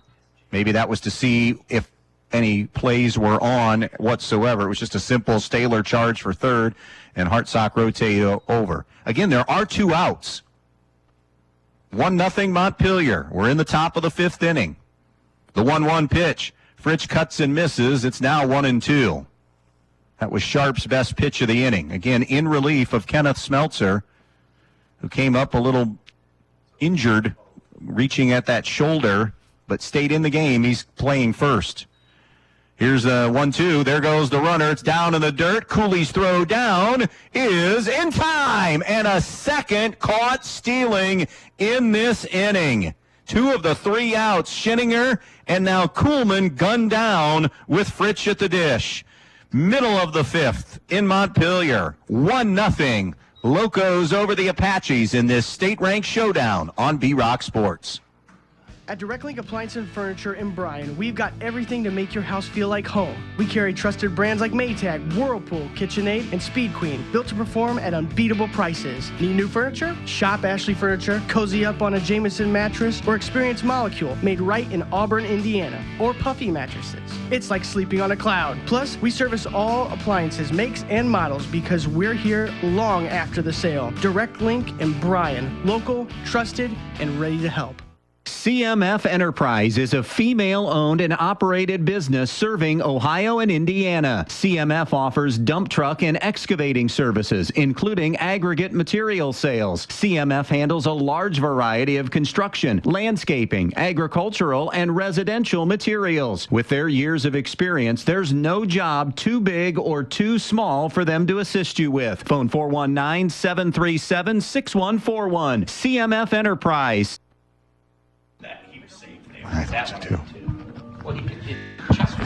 Andy Brigle back with you here at Butch Field in Montpelier. 1-0. Montpelier leading Fairview. Zane Timbrook continues in relief of Elijah Aaron as we head to the bottom half, 5th inning in this one. The only run of the game produced by an Hayden Sharp's RBI groundout that scored Tyler Plord in the 3rd inning. Plord will be starting this inning at the plate for Montpelier. It is 9-1-2. Tyler Plord, Wesley Hartsock, and Hayden Sharps due up here in the 5th inning. Again tomorrow, Eden at North Central at 5 o'clock, and then Thursday night back here to Montpelier for Hilltop at Montpelier. We're working on a potential Tuesday game of next week. We'll let you know more on that. Have a Thursday game, North Central at Montpelier to kick off May, and then a couple of Bryan games then that first full week of May. Wauseon at Bryan, and then Defiance at Bryan on that Friday, May the 9th. Montpelier and Bryan will be back here for mid-May. Here's the first pitch from Timbrook that tailed outside, ball 1. Plord, an infield single, reached second on a throwing error, stole third, and then has scored the game's only run, and as we said, the ground out by Sharps. The 1-0 to Plord lays off that one that's up in the zone, 2-0. Tough day on everybody here today with that wind, 20 to 25 miles per hour for sure, and then gusts into the 30-mile-per-hour range. The 2-0 a cut and a miss by Plord. It's 2-1. Both these teams with high hopes and aspirations, and I'd say even expectations in the postseason. The 2-1 from Timbrook, swing and a miss, 2-2 now. Swung on and missed. 2-2. Fairview, of course, in Division 6. Montpelier in Division 7. We'll tell you about the teams that are in those districts for you here in just a moment. The next offering is bounced foul. Fairview and Tenora, the big game in the GMC tomorrow. Probably the big game in the BBC tomorrow. I'd say Eden at North Central, the game we're doing, because they're both at one loss and you can't get a second one. And the other one would be Holgate at Hilltop, because they both also have one loss on the season. 2-2, the count on Tyler Plord. The lefty, Timbrook, delivers outside, ball 3. Fairview is in Division 6. They will be heading to the Napoleon district. That's Northwest 5 district, which for most people listening, 1, 2, 3, 4, 5 doesn't matter to them. The payoff, a swing and a miss, strike 3, and Tyler Plord goes down on strikes. We go to Wesley Hartsock, and now the third time through the lineup, Hartsock popped out to the shortstop and flew out to center, so he's 0 for 2. Teams in Napoleon for Division 6, there are 7 of them for Fairview. Ayersville, Crestview, Fairview, Hicksville, Lincoln View, Patrick Henry, and Wayne Trace. That's a pretty decent district. Lincoln View good. Patrick Henry with Heber. The Ohio State signee is good. Swung on and hit foul. That will curl out of play down the first base line. Wayne Trace is a threat. Crestview, capable. Hicksville, I've been told, is improved. Ayersville, under a new head coach this year. I mean, there's really not a gimme in that district. Again, 7 teams in the district that will eventually feed into Napoleon. The 1-strike pitch now to Hartsock. Takes a breaking ball for a strike. Montpelier has 9 teams in their district. The other BBC schools, Montpelier, Eden, Fayette, Hilltop, North Central, Pettisville, Stryker. Everybody but Holgate from the BBC in that district in D7. Pitch in the dirt from Timbrook. Also add in Antwerp and Edgerton to the 9-team district for Division 7 that Montpelier will be a part of. And again, everything back a week for baseball off of when softball's being played. 1-2 from Timbrook, way outside. L.A. Lush there, 2-2. On Wesley Hartsock. 1 down, nobody on. We're in the bottom of the 5th inning. Montpelier clinging to a 1-0 lead over Fairview. Timbrook waiting for his sign from Kuhlman. Now has it. Comes set at the belt. The 2-2 pitch to Hartsock. Missed low and in, ball 3. Another fastball. 3-2 on Wesley Hartsock. Game's only run, scoring in the 3rd. Timbrook. Another payoff. Missed down low for ball 4. And Hartsock on base for the first time this afternoon. That'll bring up the pitcher, Hayden Sharps. The pitcher, number 4, Hayden Sharps. Sharps just came in relief of Kenneth Smeltzer in that last inning. Again, for Guardians fans, Cleveland and the Yankees coming up when we're done here. The start of a 3-game series tonight in Cleveland. The first pitch is a fastball on the outside corner, strike 1 on Sharps.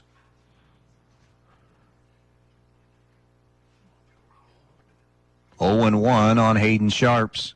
Checking the runner at first. He thought a move was coming. He was diving back. Instead, the pitch came home, and it's 1-1. Missed outside. Both teams have had physical errors, a mental mistake here and there by both teams as well. But otherwise, it's been really good, solid defense. Good pitching today. 1-1. Fastball missed outside, 2-1. Hartsock is completely fooled by what he thinks is a move, and it's been home the last 2 pitches. I mean, he was in one instance, diving back in. That one was going back in a hurry.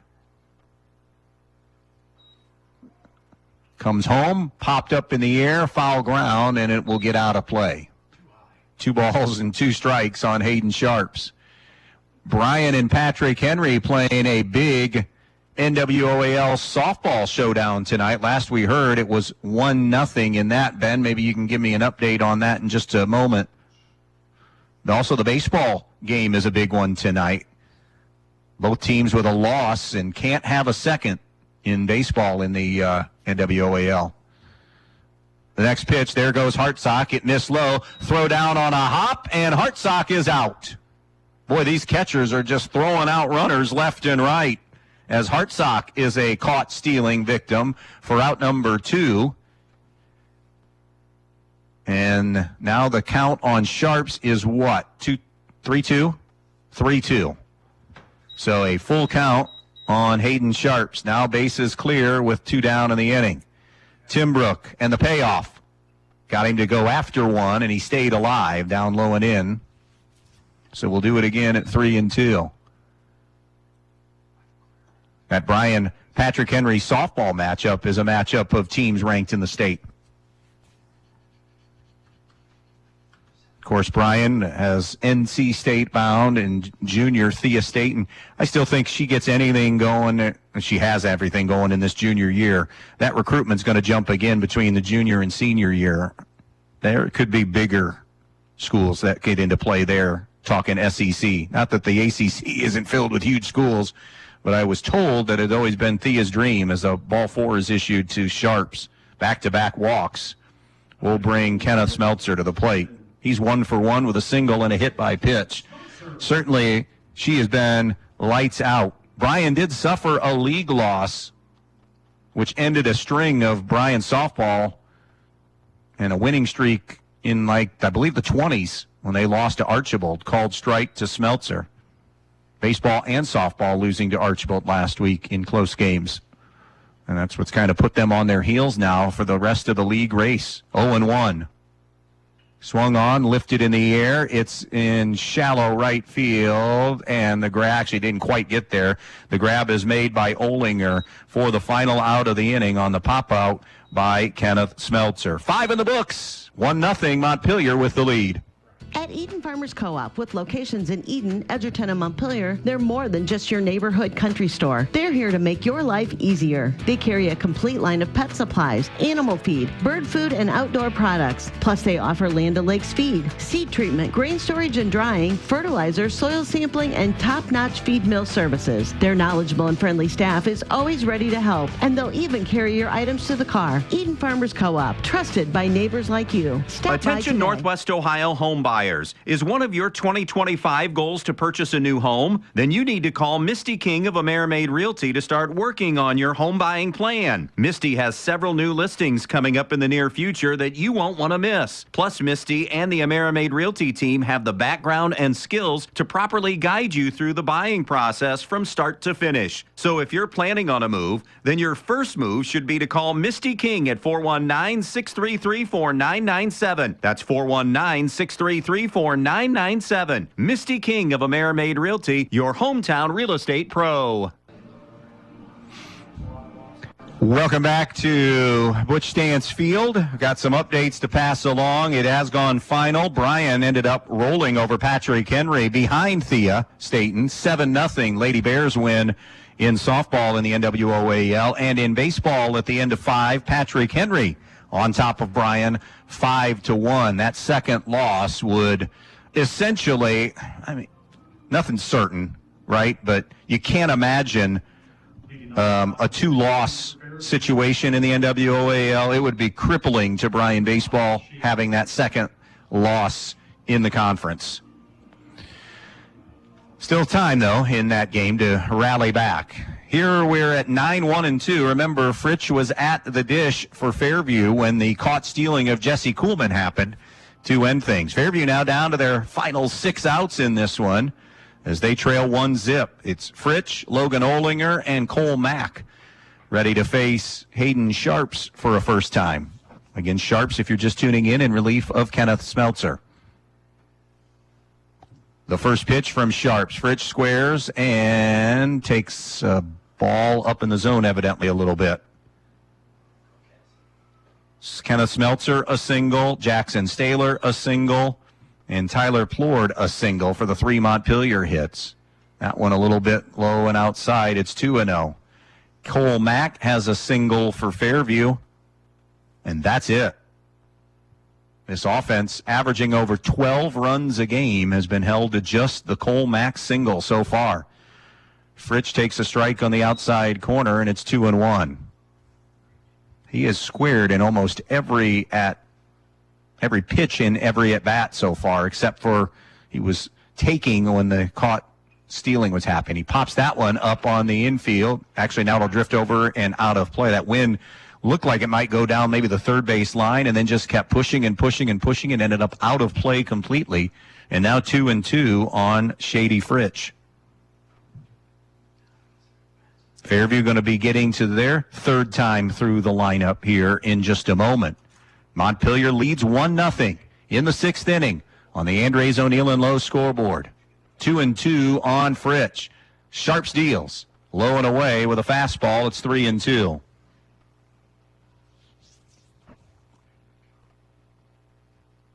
Three balls and 2 strikes. The payoff pitch coming to Fritsch. Missed inside for ball 4.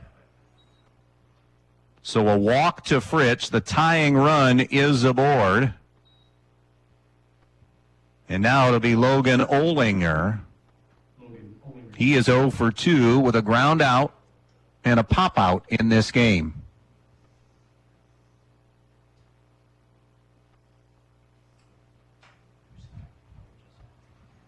Righty-lefty matchup.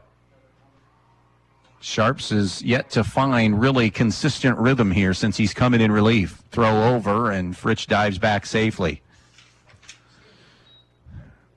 Fritsch on the season has 8 stolen bases. That is a team best. He's 8 of 9 in stolen bases.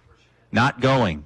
Olinger put the bat out to bunt and unable to get it back. It's a called strike on the outside corner. 0-1 on Olinger. Will it be sack bunt? Will it be straight steal? Again, you have your team's best base stealer at first, so that's the chess game here. Sharp steps, throws over, and Fritsch back in. Montpelier 1, Fairview 0. We're in the top of the 6th inning here at Butch Stance Field. A couple of undefeated state-ranked teams. The 0-1, Olinger bunts it down the third baseline, foul. And now it's 0-2.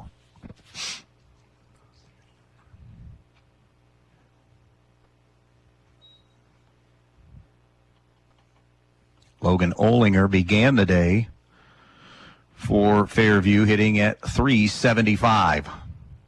But again, hitless in 2 at-bats. Has an 0-2 count on him now. Will they run Fritsch here? The 0-2, not going. Swung on, hit the opposite way toward left field. Malachi Smeltzer over toward the line. It's in foul territory and cannot get there. You can maybe look at that as Fairview having some new life because Smeltzer was really close. That could have been out number 1. 0-2, though, it remains on Olinger. Outfield about medium deep, straight across, or all the way across, I should say. Here's the 0-2 again to Olinger. The pitch. Down a little bit low, evidently. 1-2. Ends up being a really good take by Olinger on a close pitch by Sharps. Again, Fritsch getting the lead at first. Sharps deals. Swung on, ground ball to first. Smeltzer sets, throws to second, and not going to get the force play. Throw a little bit behind. Hartsock will dribble into center field, and now the Apaches, runners on the corners on E3.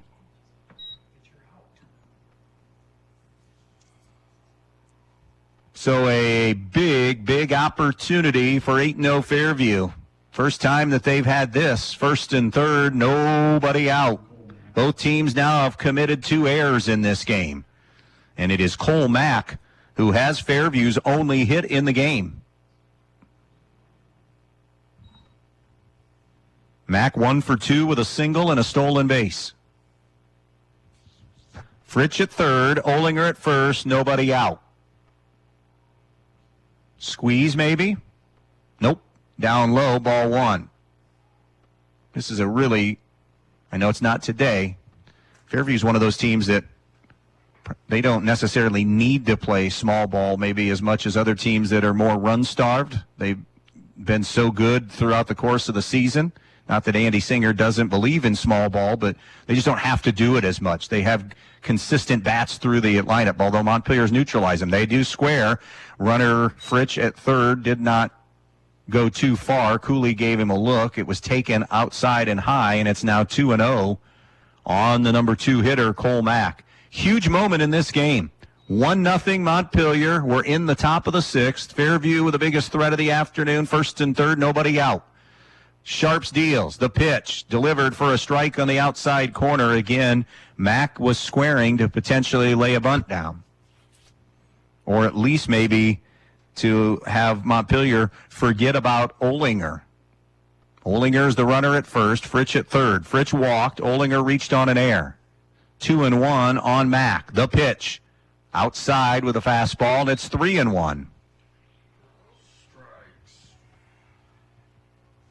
3 balls and 1 strike on Cole Mack. Aaron is on deck. 6th inning. Hitters count. 3-1. Got that one to roll toward first. Smeltzer is going to throw to second, get the runner there, but the runner Fritsch from third will score, and we're tied at 1. Mack reaching on a fielder's choice. Now batting number 15, Elijah Aaron.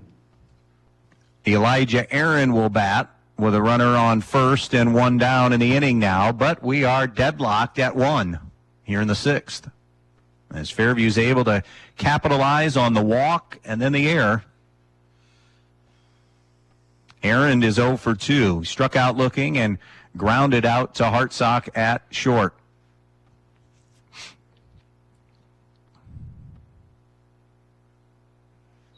Aaron began the day at 500, or make that 516 for an average.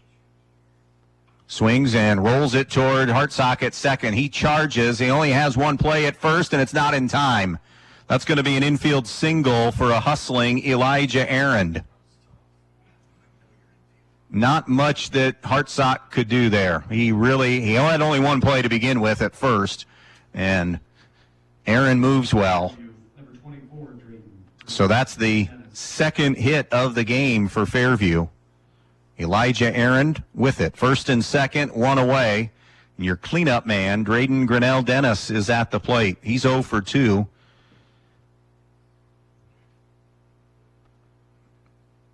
Came into the game at 522 with an average. Has driven in 8 on the season.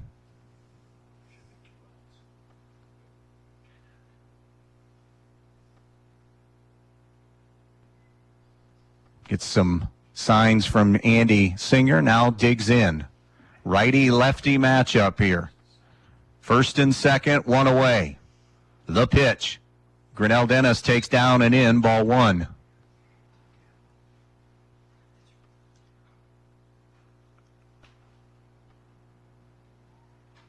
One and 0 on Grinnell Dennis. Sharps delivers. Swung on. Ground ball towards Lyons at second. Moving over toward first. Flips it to first. Gets Smeltzer. Or tosses to Smeltzer to get Grinnell Dennis for out number 2. So now runners on second and third for Fairview. 2 away. And it's Anthony Singer who came in at 423. And he came in also tied for the team lead in runs driven in with 13. A huge chance for the freshman here. Grounded out to second and flew out to Smeltzer in left. And hits that one in the air toward right field, twisting into foul territory. Kenneth Smeltzer gave it a look, but just ran out of room up that first base line. 0-1 on Anthony Singer.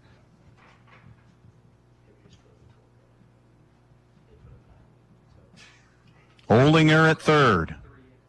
Or check that. Mack is at third. Aaron is at second. 2 down in the inning. 1-1 game in the 6th. 0-1 on Singer. Sharps delivers a strike on the outside corner, and it's now 0-2 on Anthony Singer.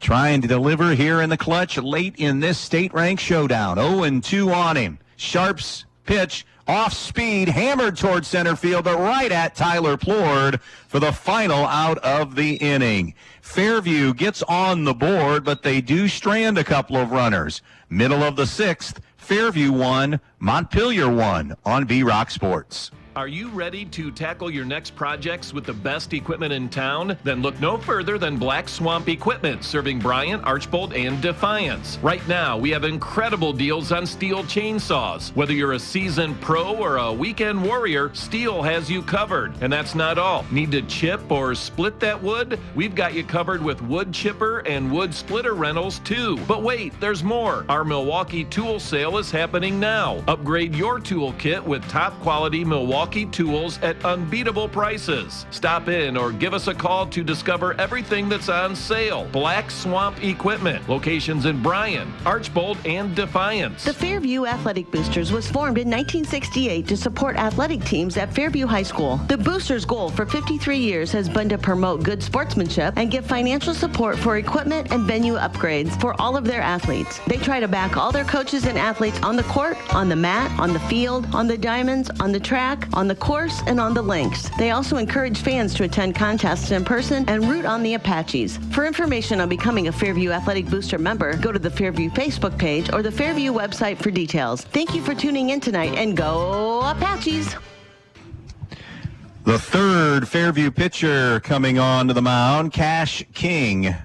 This will be his second appearance of the season. He is 2-0 with a 1.20 ERA. King has pitched 11 2/3 innings, has allowed 2 runs, both of them earned, 4 hits, struck out 6, walked 5 on the season. Again, that ERA at 1.20.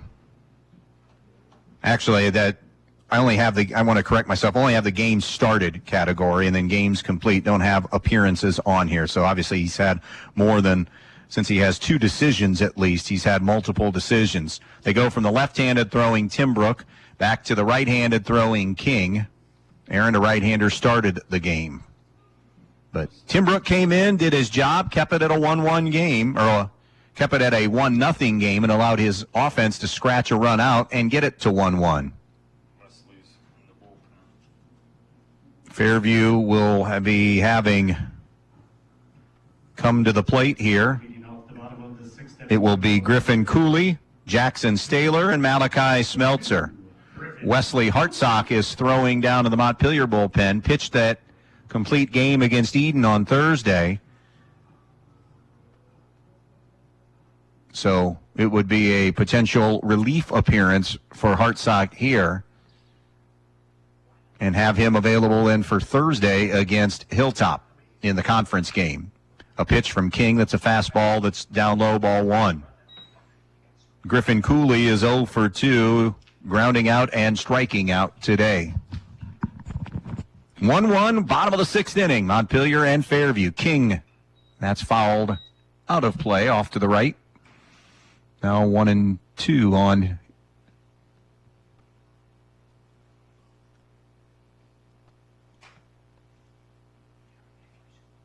1-2 on Griffin Cooley, or 1-1 on Cooley, beg your pardon. Takes down low. It's now 2-1. 2 balls and a strike on Cooley. Montpelier has a Smeltzer single, a Staler single, a Plord infield single for their 3 hits today. King's next pitch a little bit low and away, and it's 3-1. Meanwhile, for Fairview, Cole Mack a single. And that's it. Oh, check that. Elijah Aaron, an infield single. So the Fairview with 2 hits. Got their run by capitalizing on walks and errors. Swung on, and Cooley slides one into left field for a base hit. A leadoff single here in the bottom of the 6th inning. And that'll bring Jackson Staler up to face King. Staler, the number 5 hitter, 1 for 2 with a single and a strikeout. The third baseman, number 7, Jackson. Staler then stole a base and then a bunt was going to happen to get him over, and he overran third, got caught in a rundown, and was retired there in what is still looming as a pretty big out in a 1-1 game here in the sixth. King will check Cooley. Cooley is fast. Cooley is off and running. The throw down by Kuhlman is in time. Got him on a tag on the back side before the hand touched the bag. Cooley came in with 9 stolen bases on the season, and he is caught stealing for the first out. So now Staylor with an 0-1 count on him and 1 down and the base is empty. King going back to the windup here for Fairview. The 0-1. Breaking ball strike, 0-2 on Jackson Staylor.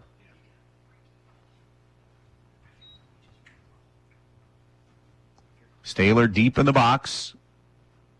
King, the 0-2. Breaking ball hit into the air. First base side, and long run in. Nobody going to get there. Running in was Cole Mack in right field. Drayden Grinnell Dennis, he may have lost it completely because it really wasn't all that far from him fielding his position at first, but I'm not sure if he either lost it or just didn't gauge it correctly in the swirling winds. But either way, it's still 0-2 on Staylor. King, 0-2. Swung on and actually it was tipped and caught. Just to make sure, though, Kuhlman will throw down to retire Staylor. And that's 2 down in the inning. Malachi Smeltzer. He's been on base twice, reaching on an error and walking today. Patrick Henry continuing to lead Bryan 5-1, going to the 7th inning in the NWOAL. Fastball low and away, 1-0 now on Malachi Smeltzer. Montpelier scoring their run in the third. Fairview just got their lone run in the top half of this inning, which is the 6th inning.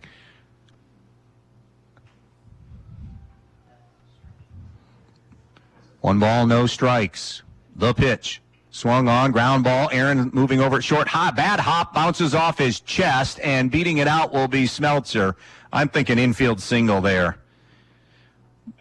Just a bad hop single that bounced up off of Elijah Aaron, the shortstop, and Malachi Smeltzer is aboard. Locomotives, the second baseman, number 17, Jacob Lyons. And that'll bring Jacob Lyons to the plate.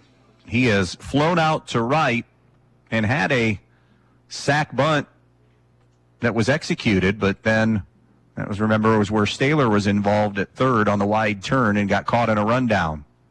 Lyons hits here with 2 down and a runner on first. Takes a called strike on the outside corner. 0-1 on Lyons. He's the number 7 hitter for Montpelier. Montpelier 1, Fairview 1 on the Andres O'Neill and Lowe scoreboard. Bottom of the 6th inning. Swung on, hit into the air toward right field. Cole Mack has it camped out and makes the play, and that'll do it for the Locos in the 6th. We go to the 7th. Montpelier 1, Fairview 1 on B-Rock Sports.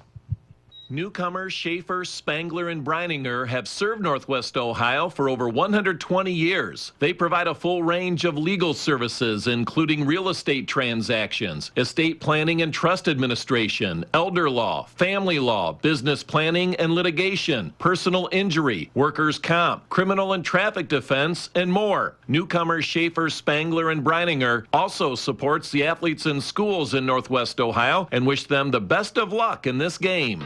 United Oil in Ney supplies and delivers home heating oil, farm fuel, diesel, and propane for your home, farm, or business throughout Northwest Ohio and with dependable service and competitive pricing. Call 1-800-962-9839. That's 1-800-962-9839 or stop by United Oil in Ney, serving you with dependable service for over 70 years. United Oil saying good luck to all athletes in this game.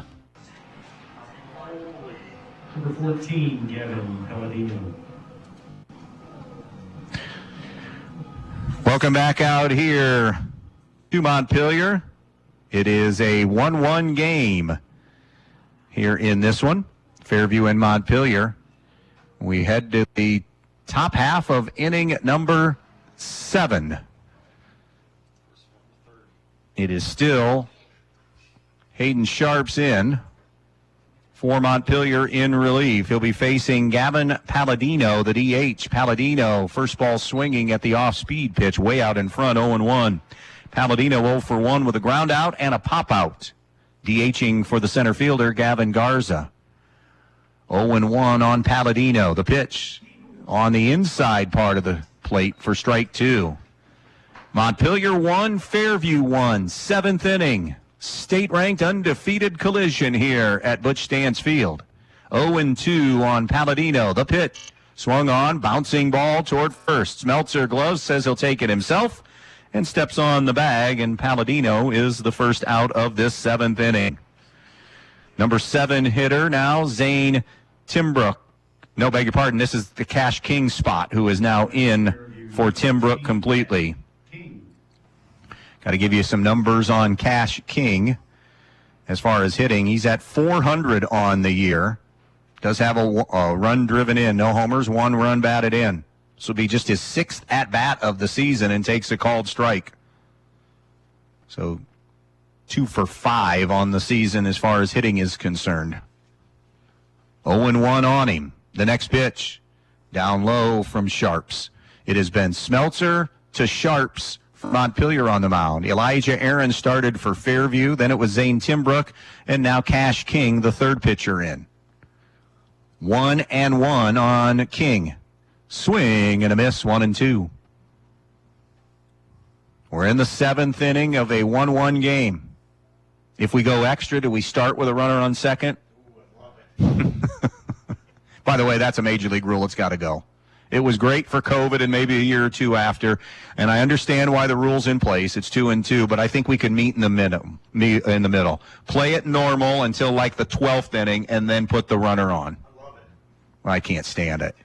Runner on second, you get a hit or something, and now you're all of a sudden behind. I know, make pitches, I get it, but 2-2 as King dribbled one foul. 1 out, bases clear. We're in the 7th inning. Montpelier 1, Fairview 1. All that we could hope for here in this battle of unbeatens. The 2-2 from Sharps. Swing and a miss, strike 3, and King had it blown by him.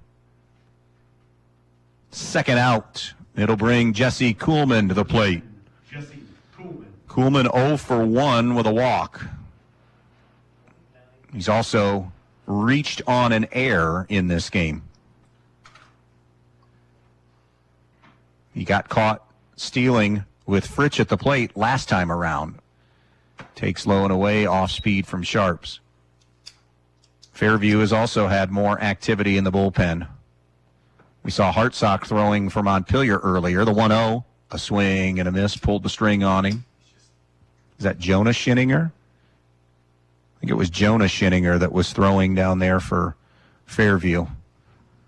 Everybody, you want to make sure, and that one's rocked into the air toward left field. Smeltzer on the run, back just shy of the warning track, and it's in fair territory. He's unable to hit it, look it in.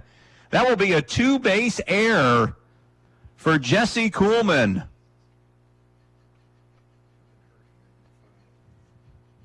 Will that come back and haunt Montpelier? We shall see. A play that he was there in plenty of time for, right hugging the line, down that left field line. It was hit pretty well by Kuhlman. Now it's Fritsch, the number 9 hitter. Sacrifice bunt and a walk, and he has scored Fairview's only run of the afternoon. But an RBI chance for the freshman here. Swings and fouls this one all the way back and off the off the press box here. 0-1 on Fritsch. Kuhlman at second on the 2-base error. That's the 3rd Montpelier error of the game.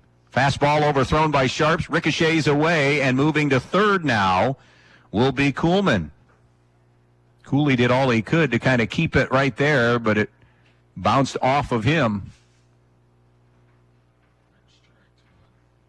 1-1 the count on Fritsch. 2 down in the inning. 1-1 game, Montpelier and Fairview. Right-hander against left-hander. The pitch. Swung on. Ground ball towards Lyons at second. Should get him out of the inning, and it does, even with Fritsch motoring down the line. Fairview strands the go-ahead run at third, and the air does no damage. Middle of the seventh. Montpelier needs one to walk it off. Can they do it? 1-1 game when we come back. Looking for a job that offers competitive wages, excellent benefits, and a great work-life balance? Veland Chase, a beacon of excellence in Northwest Ohio for nearly 60 years, is the company for you. We are looking for second-shift general laborers. Wages start at $20.35 an hour, with benefits starting after 30 days and a shift premium. Apply now at brassjobs.com. And by the way, Cash King is going to go out for another inning of work. Remember, Schinninger was throwing. Jonas Schinninger had been throwing for Fairview. Montpelier will have at the plate 8, 9, and 1 here. And they need one to win it. C.J. Fiddler, Tyler Plord, and then Wesley Hartsock to face Cash King for the first time. Montpelier getting a run in the third on an RBI ground out by Hayden Sharps. Fairview scoring their run in the top of the sixth inning. It was Fritsch walking, moving around on an error, on a throwing error. He ended up going to third, and then Cole Mack had the fielder's choice where he was retired and got that run in to score Fritsch. So a couple of ground outs in this game. Well-pitched game. There has been some physical errors in this game, a mental error or two, but overall you can tell why. Fairview is 8-0, Montpelier is 7-0. And I think the best part of this for Toby Hutchison and Andy Singer is you get a really good game against a really good opponent, and you're not mauling somebody by scoring 33 runs or 22 runs. You know, those bludgeonings are easy to feel good about yourself. Now you got to scrap a little bit here, and you got to claw out a win against a really good baseball team. C.J. Fiddler 0 for 2 with a couple of ground outs. He will dig in to face King. Began the day at 345 in that 8-hole. Little grounder off the glove of King. This is going to be a tough play for Fairview, and they're not going to make it. Infield single for a hustling C.J. Fiddler. It ricocheted off the end of Cash King's glove, and then he slid, was making the grab, and Olinger was coming on. And once it bounced off that glove and found no man's land, Fiddler runs well, and now the winning run is on base for Tyler Plord. Plord, the number one hitter for this Montpelier team, coming in by average and OPS, squares and gets a bunt down the first baseline, but it'll go foul before Grinnell Dennis kills it. Now Montpelier has to sell out to do anything they can to try to get that game winner in. Montpelier 1, Fairview 1, seventh inning here at Butch Stansfield in Montpelier. Singer pinching in, of course, up the line at third as Plord just tried to lay one down. It's 0-1 on Tyler Plord, the number 9 hitter. King peeking at Fiddler, comes set at the belt. Here's the 0-1. Plord bunt, and it is again foul. Unable to get bunts down on back-to-back pitches. And now it's 0-2 on Tyler Plord. We told you, number 1 hitter coming in, .524 average entering today's play. Now probably going to have to be asked to handle the bat at 0-2 here against Cash King. Fiddler creeping off of first. King will look over. Here's the 0-2. Swung on, going the opposite way toward right field. It's going to be a tough play. It will be caught over the shoulder grab made by Grinnell Dennis, the first baseman. Terrific defensive play to take it away from Plord. If he doesn't make that catch, nobody does. Except for the Locomotives. 1 out and 1 on for Wesley Hartsock now, the leadoff hitter. Hartsock 0 for 2 with a pop out and a fly out. He also walked in this game, walked his last time up, and was thrown out trying to steal second. He'll dig in here against King. The first pitch. Hartsock cuts and misses, or was it a foul tip? Foul tip. 0-1 on Hartsock. Montpelier 1, Fairview 1, bottom of the 7th inning. Fiddler aboard on an infield single, gets his lead at first. King steps off the rubber.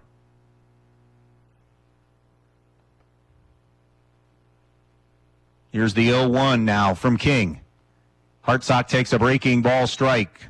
Kind of buckled him a little bit. It's now 0-2. King, the third Fairview pitcher in this game. Aaron to Timbrook to King. Montpelier has thrown Smeltzer. He had to leave with something bothering in his shoulder, his throwing shoulder, in the middle of an at-bat. Stayed in to play first base, though, and Hayden Sharp's in relief of him. Here's the 0-2 from King. Swung on, ground ball up the middle. It will be gloved by the second baseman, and it's Olinger who was on the bag or tapped the bag at second to retire Fiddler. The throw over not in time to get Hartsock. And now there are 2 away in this game in the 7th inning. And it's Hayden Sharps with Hartsock aboard at first. Sharps, a couple of ground outs and a walk, but one of those ground outs delivered Montpelier's only run of the game. Back in the 3rd inning. Hits here with a runner on first and 2 away. Cash King fires home, hit into the air, popped up on the infield. Elijah Aaron takes charge, and we have bonus baseball in Montpelier. Off to the 8th inning we go. Fairview 1, Montpelier 1 on B-Rock Sports. Peltz Lumber of Montpelier and Pioneer is here to serve you. Not only have they been offering the finest in building materials for generations, but they also have a website with over 80,000 items for you to browse right at your fingertips and in your own home. Just go to peltzlumber.com and hit the products button, and there it is. Tools, hardware, lumberyard, and building materials, windows, doors, kitchen, and bath. Check out all the items you need and the prices, and stop by the store in Montpelier or Pioneer, or give them a call at 419-485-3059. Peltz Lumber, building for a new generation. Going to the 8th inning here. Extra inning baseball at Butch Stance Field. It is Montpelier 1 and Fairview 1. The Apaches began the day 8-0. Montpelier 7-0. Montpelier ranked 11th in the state in Division 7 baseball, while Fairview, top 5 team, they are number 4 in the state of Ohio as play began today. Fairview giving up a run to Montpelier in the 3rd inning. That was the bottom of the 3rd for Montpelier. And then the Apaches finally able to break through in the top of the 6th inning to tie us here at 1 apiece. It is the top of the Fairview order here in the 8th inning. Logan Olinger, Cole Mack, and Elijah Aaron, as we see another peak of some sunshine here in Montpelier on what has been mostly an extremely overcast and very, very windy day here in Northwest Ohio. Olinger is 0 for 3, has grounded out, flown out, and reached on an air. Takes down on the dirt and away, ball 1. Pitching today, neutralizing these high-scoring offenses of both Montpelier and Fairview.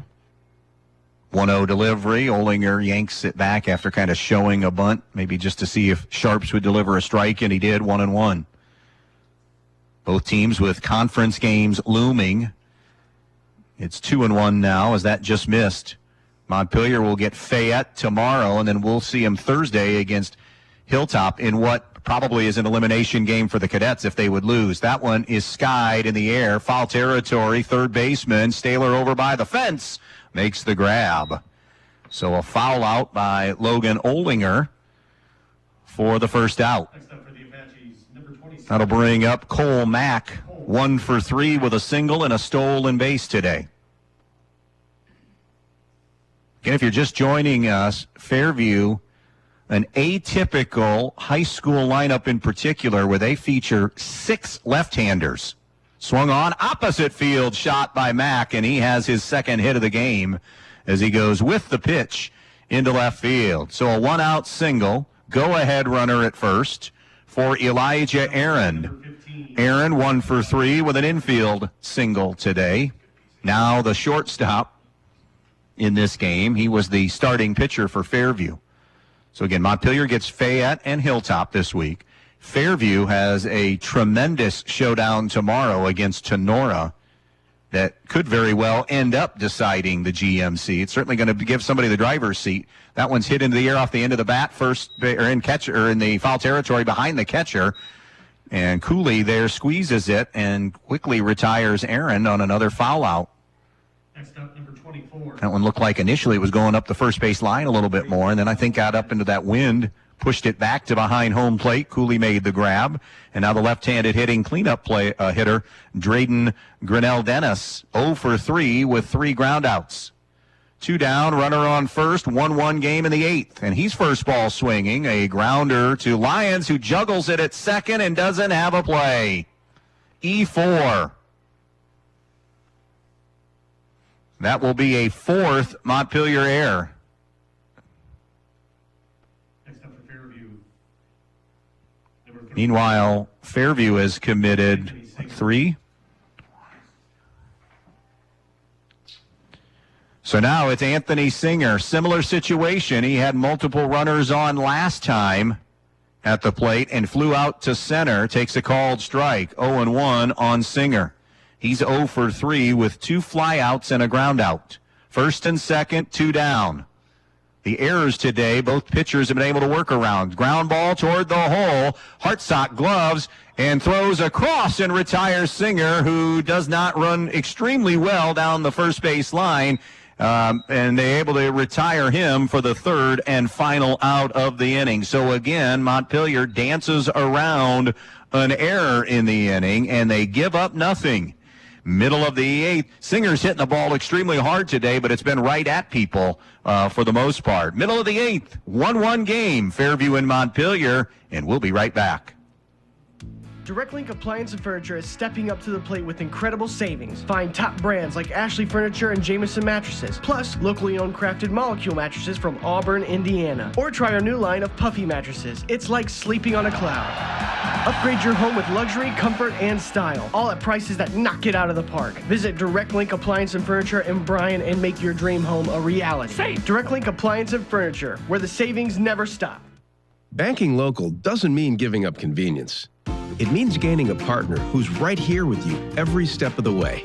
At Midwest Community Federal Credit Union, we believe you shouldn't have to choose between great service and great features. With us, you get both. When you call, you'll speak with people who know your name and care about your goals, not just your account balance. Because here, you're not just another customer, you're family. Visit localnolimits.com to learn more today. Heart of the Montpelier order coming up here in the home half of the 8th inning of this one to face Cash King. It will be Kenneth Smeltzer, Griffin Cooley, Jackson Staylor. Smeltzer is 1 for 2 with a single. He's also been aboard today on a hit by pitch. Again, when we're done here, Cleveland and the New York Yankees. They're already underway in Cleveland. King, the right-hander, to face the right-handed hitting Smeltzer. I think there goes Bertsky. Hey, Bertsky, the pitch is grounded toward third, under the glove of Singer, and skips into left field. E5 to get Smeltzer aboard. And both these teams, if you mentioned the top of the broadcast, or maybe early in the game, we talked a little bit here throughout, that they have been really good defensively, but some defensive mishaps today, physical errors, a mental error here or two. Again, high school kids, I get it, but has helped open the door a little bit. And Montpelier has the winning run aboard again for back-to-back innings, unable to advance anybody beyond first last inning. Squaring to bunt, getting the bunt down is Cooley. It's back to the mound. King only has one play and fires it to first to get Griffin Cooley. Great sack bunt by Cooley. Smeltzer now into scoring position. The winning run is at second in the bottom of the 8th inning for Jackson Staylor. Staylor 1 for 3 in this game. has a single and a stolen base and a couple of strikeouts.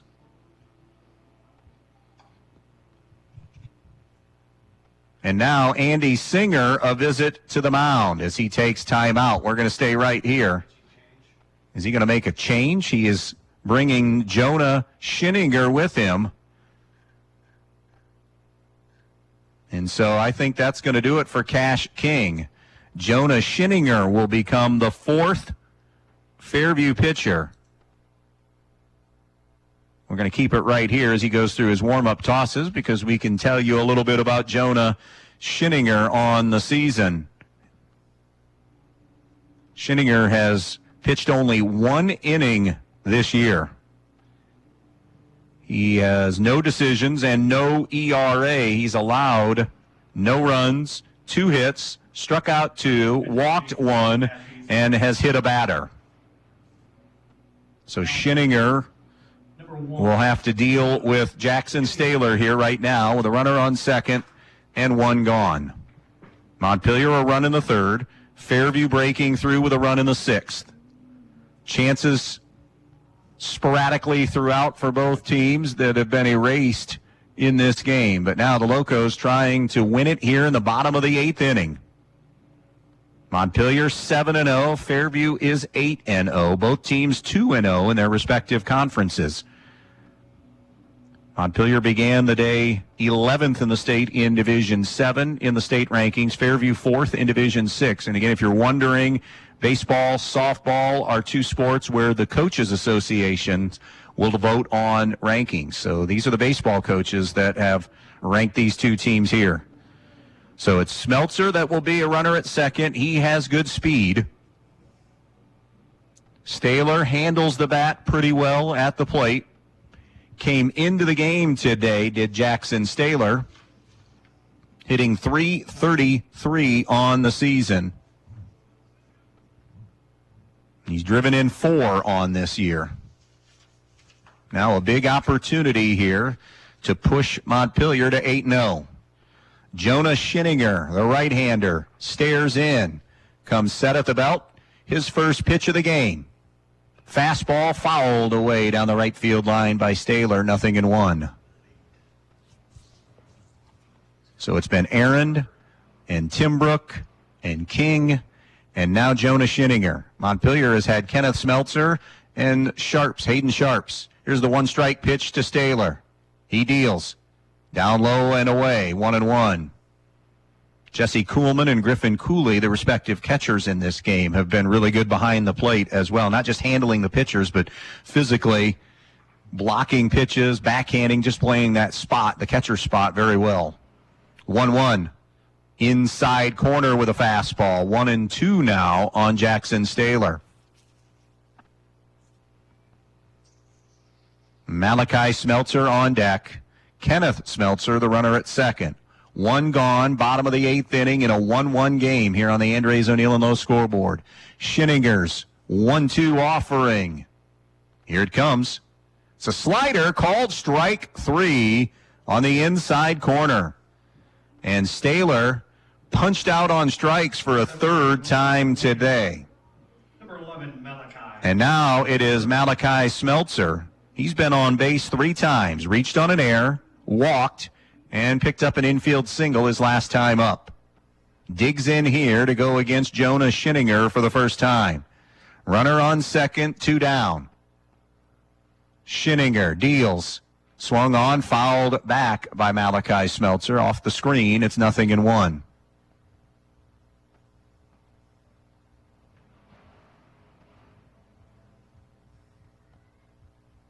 Chance for a true Smeltzer moment here. Kenneth at second, Malachi at the plate. In a 1-1 game in the bottom of the 8th inning. 2 down and an 0-1 count. The pitch to Malachi Smeltzer. It's a breaking ball that Smeltzer bailed on, and it's 1-1. More of a slider.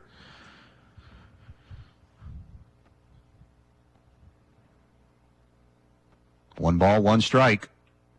Kenneth Smeltzer taking his lead. Olinger creeping in behind him, the second baseman. Schinninger peaks, the 1-1.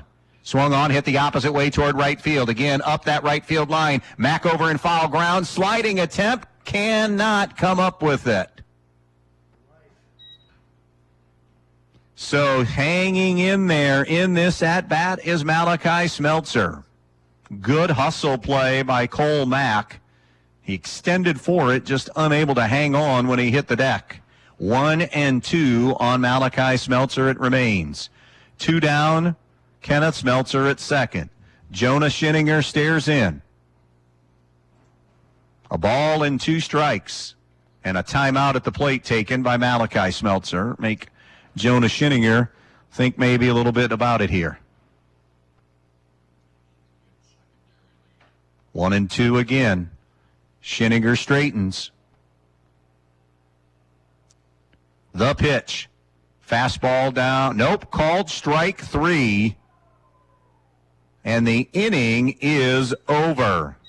Malachi Smeltzer down on strikes.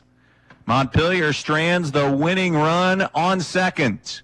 We go to the 9th inning now in this one, and an extra inning affair. 1-1, Montpelier and Fairview. You do your best to protect your loved ones, and while you may keep a fresh battery in your smoke detector and have a reliable home security system, there's a whole different type of protection you may be missing. A life insurance policy from Auto Owners Insurance is a way to safeguard your loved ones now and in the future. Meet with your local independent agent and secure a policy today to protect their tomorrows. Visit Andrews O'Neill & Lowe in Archbold, Bryan, or Wasion, or visit us online at andrewsoneillandlowe.com. Dilly Door of Defiance has the experts to help with all of your home improvement projects. They've been locally owned and operated since 1960, so they are very much a part of the community. Dilly Door Company, 1640 Baltimore Street in Defiance. 4th inning in that Guardians-Yankees game. Cleveland up 4-0 in that one already. We go to the 9th inning now as we have had bonus baseball for you here this afternoon in the high school ranks. Happy to have you with us here. Montpelier a run in the 3rd. Fairview getting their run in the 6th. Hayden Sharps continues in relief. He has found a little bit more of a rhythm here as he's gone on in this game. He'll be facing Gavin Palladino. Then it would be, Jonah Schinninger and Jesse Kuhlman, because Schinninger has come in for Cash King. The first pitch, Palladino waves at it and misses, strike 1. Palladino 0 for 3, a couple of ground outs and a pop out in this game. He's the Fairview DH in this one. 0-1 on Palladino. The pitch, swung on, belted in the air toward right field, but C.J. Fiddler has it played well. And that'll be the first out of inning number 9. Here's Jonah Schinninger to the plate. Schinninger hitting .222 on the year, has an on-base of .455, has driven in 1 run, drawn a couple of walks. He's 2 for 9 on the season in Fairview's 8 games. So 10th plate appearance right here. Takes low and away, ball 1. This number 7 spot saw Tim Brook go 0 for 1 with a walk. Cash King strike out, and now Jonah Schinninger fouls that one away and is in a 1-1 situation here. It's 6, 7, and 8 facing Sharps, who has been really good in relief of Kenneth Smeltzer, who was good to start. That's fouled away, and now a ball and 2 strikes on Jonah Schinninger. Fairview 1, Montpelier 1. They've run out of baseballs. They got to wait on that last one fouled off to come back in, it looks like. 1 ball, 2 strikes. You know, you get to a point in a game, I mean, now you're competitors. You're a competitor to begin with coming in. You want to win this game. It's great for tournament draw, but I know the coaches, at least, not the kids, it's more coaches, got him to chase that one, but Schinninger hung in there and fouled it off to stay alive at 1-2. coaches were thinking, all right, we got two league games this week. We want to make sure we got the right arms for Tuesday, Thursday, pitch counts, yada, yada, yada. Kids have been competing. Now you're getting to the point where everybody's like, all right, we're in the 9th inning. Now we really got to try to see if we can get a win in this game. And it's a quality win. It's a resume-building win. 2-2 as that one missed on Schinninger. Here's the 2-2 delivery. Swung on, and he hangs in there again, fouling it off. In fact, it bounced off the mask or the helmet gear of Cooley and then up and out of play. So 2-2 now on Jonah Schinninger. 1 out, bases empty. 9th inning of baseball in a 1-1 game.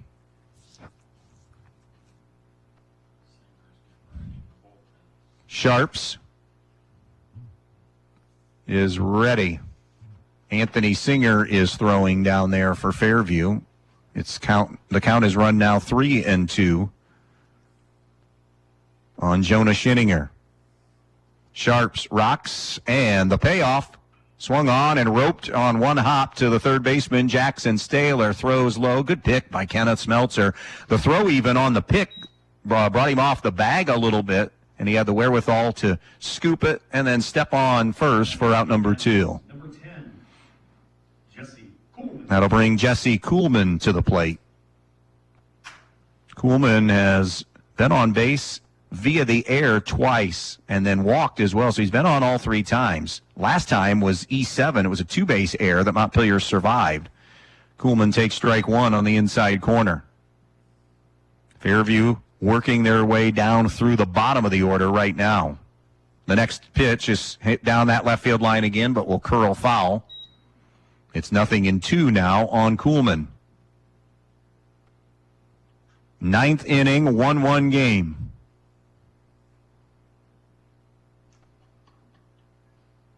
Rolling towards the end of April, and we're getting in closer and closer to those postseason draws that happen that second Sunday in May.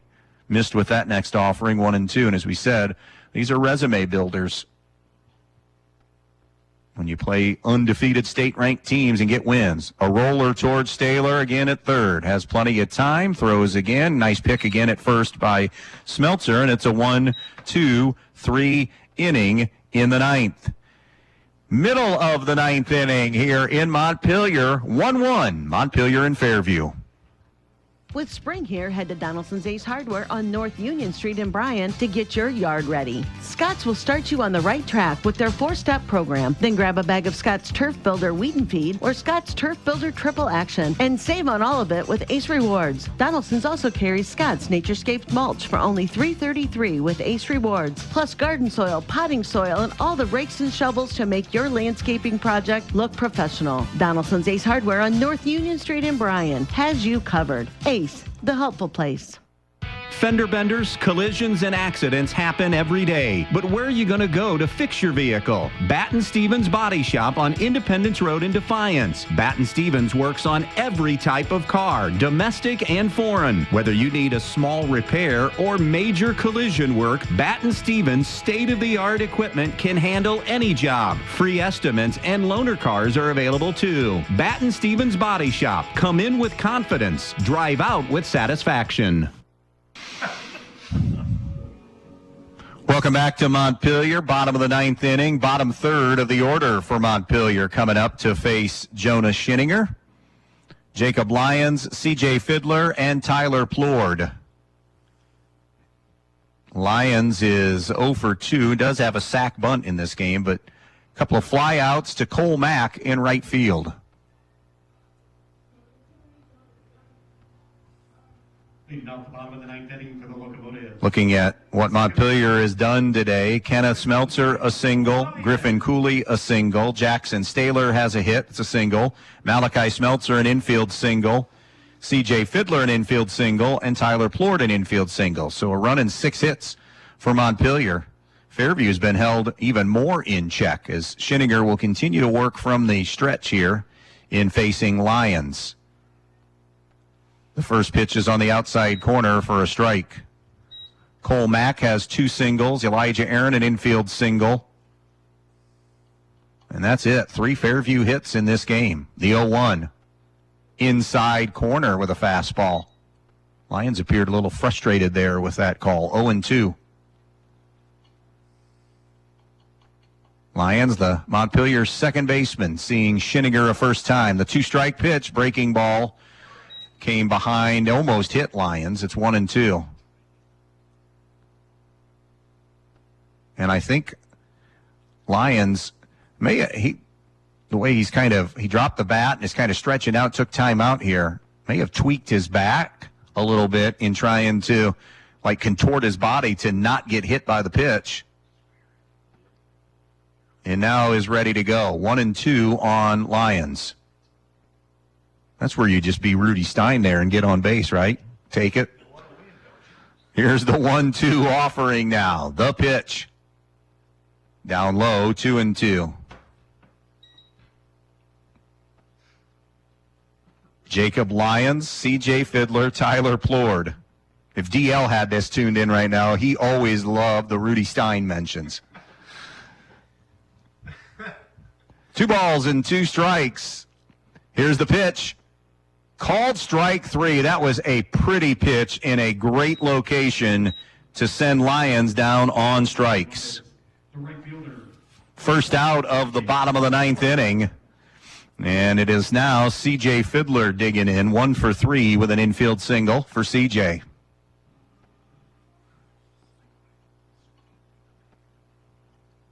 Bases empty, 1 out in the 9th. And here's the first offering. Fiddler takes strike 1.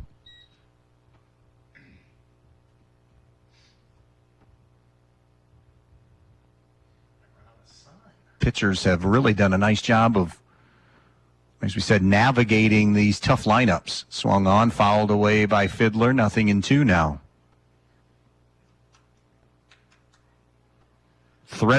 These teams trying to thread the needle today. Win today, and yet still have available arms for the rest of your week's games. Here's the 0-2 from Shinniger. Slider, ground ball, knocked down by Shinniger. This is going to be a tough play. Singer, bare hands, throws, not in time. And C.J. Fiddler will have his second infield single of the game. Once Shinniger again knocked it down, similar to another play from Fairview's pitcher, Cash King, that was off the bat of C.J. Fiddler. Once that ricocheted off the glove and found grass, Fiddler hustling down the line. He'll get his second hit. And now it's Tyler Plord up with 1 out and 1 on. Plord has an infield hit, a strikeout, and a pop-out. So a 1 for 3 afternoon and now evening here for Tyler Plord. The pitch to him. Fastball down low, ball 1. Montpelier 1, Fairview 1. Home half of the 9th inning. Montpelier with a winning run on base again, this time at first. They've had it on in all 3 innings. Plord tries to bunt and bunts it foul. Boy, the bunting game and spots today has not been good for Montpelier. 1-1 the count on Plord. Wesley Hartsock, who is the top of the lineup, is on deck. Plord with a 1-1 count on him. Here comes Singer down the line. The 1-1 from Shinniger. Plord takes up and in. Snap throw down. Fiddler. Ball gets away from Grinnell Dennis, but not far enough away to get C.J. Fiddler into scoring position. 2-1 the count on Tyler Plord. 5-0 Cleveland with the lead now on the Yankees in the bottom of the 4th inning in Cleveland. We'll get you there when we're done here. 2 balls and 1 strike on Plord. Fiddler gets his lead at first. Plord, bunt, and it hit him in the box. So it's a foul ball on Plord, 2-2.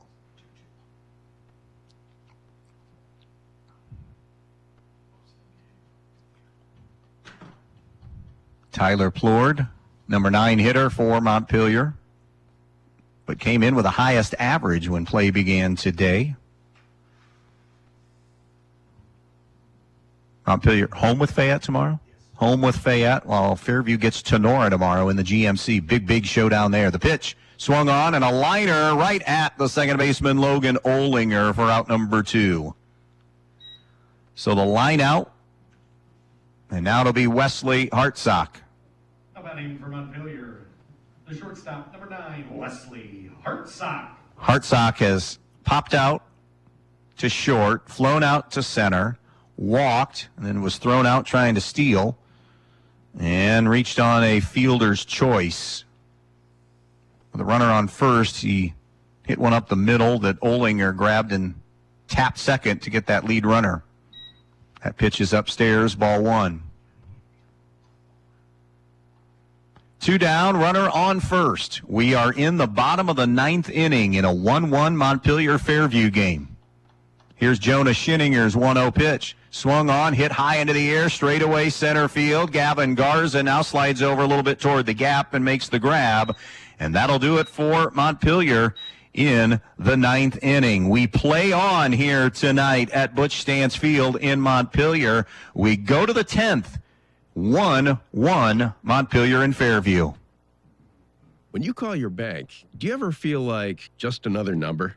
At Midwest Community Federal Credit Union, we're a little different. Our HQ is right here in Defiance, serving our friends, families, and neighbors. Unlike those big out-of-town banks, every dollar you save, borrow, or invest with us goes back into our community, building homes, funding small businesses, and helping dreams come true right here where we live. Bank local. Bank better. Visit localnolimits.com to learn more. It's game time at Superior Farm Supply east of Montpelier. Batting cleanup, the MCGS4 brush grapple, ready to scoop up any grounders hit down the lawn. And if you need a relief pitcher, bring the heat with the MT3 Series LS tractor. 42 to 57 horsepower and packed with features to help you bring home the win. Don't whiff on your tractor purchase. Swing for the fences with a blue LS tractor from Superior Farm Supply, east of Montpelier, or call 419-485-8351. Get in the game today.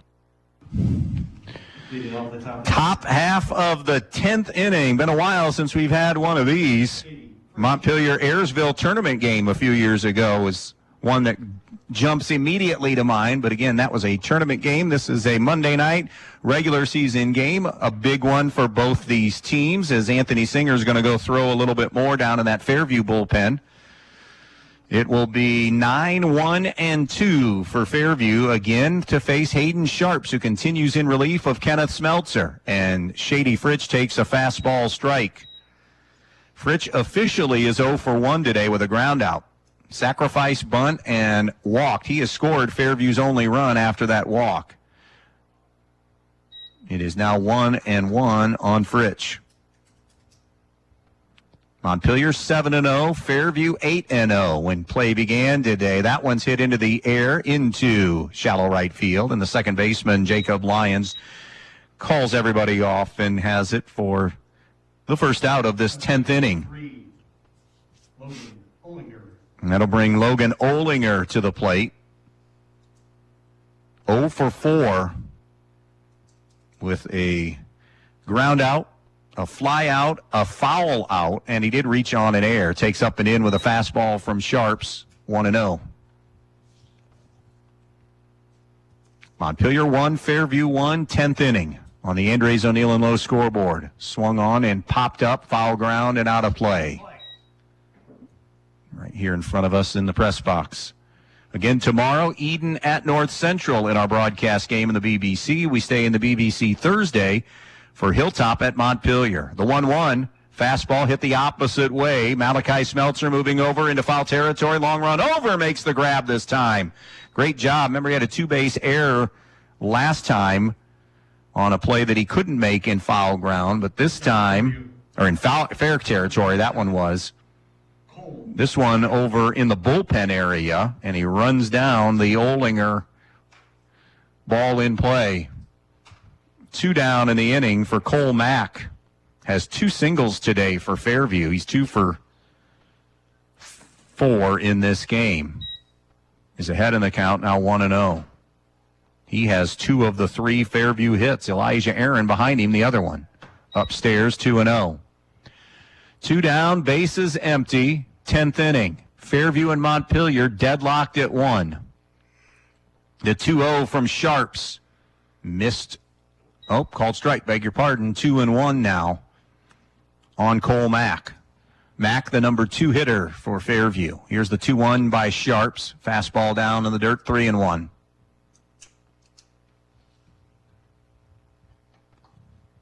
Three and one.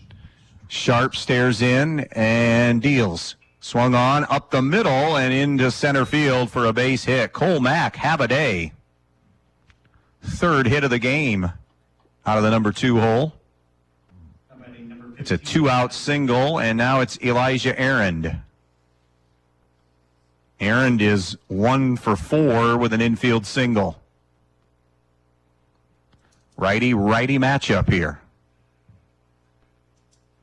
Sharps, and Aaron hits one high into the air and just shy of the warning track in left field. The grab is made by Malachi Smeltzer, and on the first pitch that Aaron sees, he flies out, and Fairview strands a runner at first in the 10th. Middle of the 10th inning, Montpelier and Fairview tied at 1.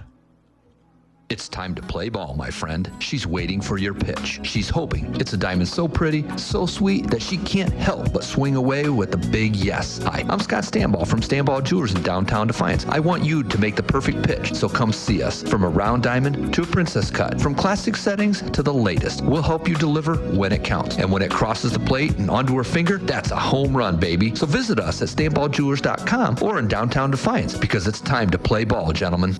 At Darrow Shirkey Ford in Montpelier, we'll keep your car running like new. Our service department offers multi-point inspections to diagnose any issue, from oil changes and tire rotations to coolant flushes and more. We've got you covered. No matter what the problem, our expert team can fix it. Call 888-439-3144 or schedule your appointment online today. We're open Monday through Friday, 8 to 5, because keeping your vehicle in top shape is our priority at Darrow Shirkey Ford. Ready for the bottom of the 10th inning here in Montpelier, and the Locos have who they want coming up here. It's just, can they get something going and then deliver?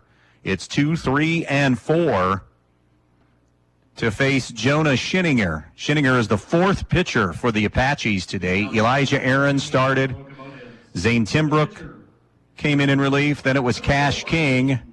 And now it's Jonah Schinninger. Meanwhile, it's been Kenneth Smeltzer and Hayden Sharps for Montpelier. So righty-righty matchup. Sharps has the game's only RBI on a ground out back in the 3rd inning. Takes swings at the first one, slow roller toward third. Singer charges, guns across, and makes the play to get Hayden Sharps. He had grounded out, popped out, and walked in that game before another ground out. So 1 away in the 10th, and it'll be Kenneth Smeltzer. He is 1 for 3 with a single. He's also been on base, though, a couple of other times on an E5 and a hit by pitch. Back of the box against Schinninger. Digs in, fouls it away. It's 0-1.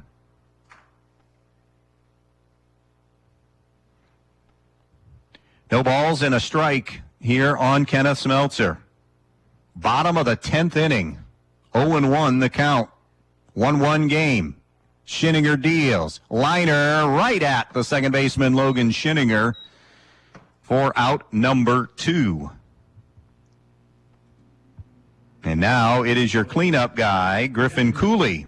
Number 2, Griffin Cooley. Last time up, he sacrifice bunted. Also has a single, a ground out, and a strikeout. So he is 1 for 3 in this game. 2 down, bases empty. Down in the dirt with a fastball. 1 ball, no strikes on Griffin Cooley. Bottom of the 10th inning, Montpelier and Fairview in this collision of state-ranked teams. Fairview in D6, Montpelier in Division 7. Schinninger sees Cooley go into center field. A long run in, and Garza can't get there. It will drop in for a 2-out single for Kenneth Smeltzer. Or for, beg your pardon, for Cooley, yes. So Cooley has his 2nd hit of the game. The third baseman, number 7, Jackson Staler. That'll bring Jackson Staler to the plate. 1 for 4 with a single and 3 strikeouts. Staler, the number 5 hitter, as Cooley will get his lead at first. He leads the team in stolen bases, but has been thrown out today in an attempt. And that one's outside, ball one. If nothing else, maybe Cooley can get Shinninger off his game, knowing he's a big threat at first. Shinninger throws over. Cooley dives back safely.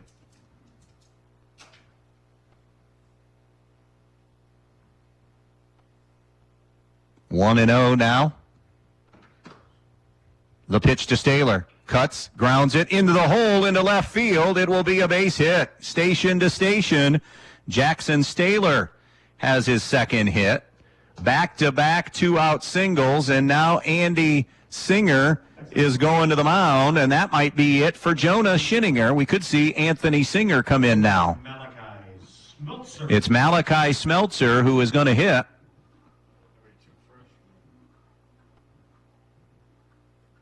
And it will be Anthony Singer who is going to come into the mound, or onto the mound, and will be the fifth Fairview pitcher of the game. And comes into a jam here with runners on first and second and 2 away on the season. Anthony Singer has pitched 6 innings. Pitching change for Fairview. Is 1-0 on the year, has no ERA. He's allowed no runs, 1 hit, struck out 8, and walked 1 on the year. And again, this is in 6 innings of work. Inherits a first and second jam here, but there are 2 down in the inning. Montpelier trying to walk it off here in the bottom of the 10th inning. It's Malachi Smeltzer. After Cooley and Staylor went back-to-back with singles, Malachi Smeltzer has reached on an error, walked, has an infield single, and struck out looking today. So he is 1 for 3. Was up a previous time in extra innings with his brother Kenneth on second in scoring position to win it. And DJ astutely saying up here, freshman on freshman here in this situation in a state-ranked showdown. I'm not saying it's going to happen here, but so many times you talk about so many other kids and in, the big names, quote-unquote big names for each team, and then you get an X factor and somebody to potentially deliver. Can it be Malachi Smeltzer here, or is it Anthony Singer's moment to shut the door and give his team another shot in the 11th? We'll see. Malachi digs in. That winning run is in good hands with Griffin Cooley and really good speed. Singer ready to deal. The first pitch to Smeltzer. Down and in, ball 1. Good scoop back there by Jesse Kuhlman. A ball and no strikes on Malachi Smeltzer. Singer straightens. The 1-0. Swung on and miss. A big cut by Malachi Smeltzer to even things at a ball and a strike. Fairview 1, Montpelier 1. Bottom of the 10th inning. Singer, the 1-1 delivery. Outside corner for a strike. 1-2. Chandler Byers has been extremely consistent today with that outside corner for both teams. 1-2 on Smeltzer. And here's the pitch. Off speed, goes the opposite way. Matt goes back over toward the line, makes the grab. And that will do it for the 10th inning of play. Montpelier strands a couple of runners, and Anthony Singer comes in and shuts the door on Malachi Smeltzer. We go to the 11th. 1-1, Montpelier and Fairview. Whoa, slow down, son. What are you doing there? I'm just going to mow the lawn. Nope. All that errands comfort is for me. Go make a TikToks or something. What kind of son would I be if I let you mow the lawn yourself? A normal teenaged one? Why do you really want to mow the lawn? Well, I thought if the neighbors saw how great our lawn looks, maybe I could make a few bucks cutting theirs. I see. How come you didn't do this last year? Well, you didn't have an errands last year. Good point. See 666 Outdoor Power Equipment on U.S. Route 6, just east of Stryker, your local Aaron's dealer in Northwest Ohio. Looking for the best meat in town? Come to Jacob's Meats on State Route 66, just north of Defiance. From juicy hamburgers to tender steaks, they've got the top quality cuts you love. Need more? They offer quarters and sides of Angus beef processed just the way you like it. Perfect for your freezer, perfect for your family. Jacob's Meats, just north of Defiance on State Route 66. Quality you can taste, service you can trust. Welcome back. It's still the Hayden Sharps show on the mound. And at some point here, I mean, it's almost 7:40. At some point, we'll run out of daylight. At some point, this thing is going to end. You hope it's with a winner, though. You hope we don't have that dreaded tie, which a couple of teams I've seen on schedules have had. And I don't know if it was rain or suspended because of darkness or whatever the case may be, but they played, but not enough. And the game was tied or something. And it just ended that way. So it will be 4, 5, and 6 for the Apaches. Drayden Grinnell-Dennis, Anthony Singer, and Gavin Palladino to face Hayden Sharps as we move into the 11th inning of play here today. Again, our apologies to Guardians fans. We had a game scheduled. We were moving along extremely quickly in this thing, obviously in a pitcher's matchup and a 1-1 game, but now as you get into extra innings, fastball down low, ball one. Hartsock has thrown for Montpelier in the bullpen, so would be ready if needed here. Grinnell-Dennis is 0 for 4 in this game. Takes low and in, and it's 2-0. Yeah, all ground outs for Grinnell-Dennis. He got on base last time up on a throwing error by Sharps. 2-0 on Grinnell-Dennis. Righty-lefty matchup. Swung on and missed. 2-1. Sharps has been a battler today. Well, all the pitchers that have pitched. But Fairview has gone deeper into their bullpen. This is just the second Montpelier pitcher compared to 5 for Fairview. And now it's 3-1 on Grinnell-Dennis. And between the two teams, Fairview, the much larger game tomorrow when they get to Nora in a battle of undefeateds there in that one. Called strike on Grinnell-Dennis to bring it to a full count at 3-2. Montpelier will play Fayette, heavy favorites in that game, not anywhere near, on paper anyways, as competitive as Fairview to Nora potentially. A fastball, Grinnell-Dennis chases and misses and is down on strikes. Good job by Sharps to fight back from a 3-1 count and get the punch out. And now it'll be Anthony Singer, who's 0 for 4 in this game. 2 flyouts, 2 groundouts for the now Fairview pitcher. Cuts and misses there, strike one. Just a peek down by all of the 2 batters that have been up down to Andy Singer. His hands are in the pockets. There are no signs right now. You're swinging away. Get on base. We'll worry about some signs maybe once we get on base and if we're going to bunt or not. But right now there is nothing. Just get on base. 1-1 to Anthony Singer. Toby Hutchison was like that for Montpelier until you got some traffic on the base paths. 2-1 now.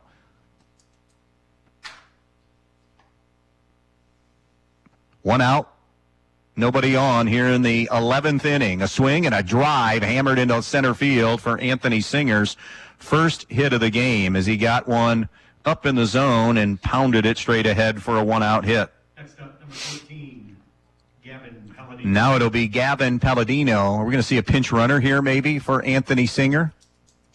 And then obviously a re-enter since he's pitching. Makes sense in a 1-1 tie. Who's left? Could be Cole Mack. Could be Carter Hill, Eli Meyer. I'm looking at the roster, and they're deciding right now who it's going to be.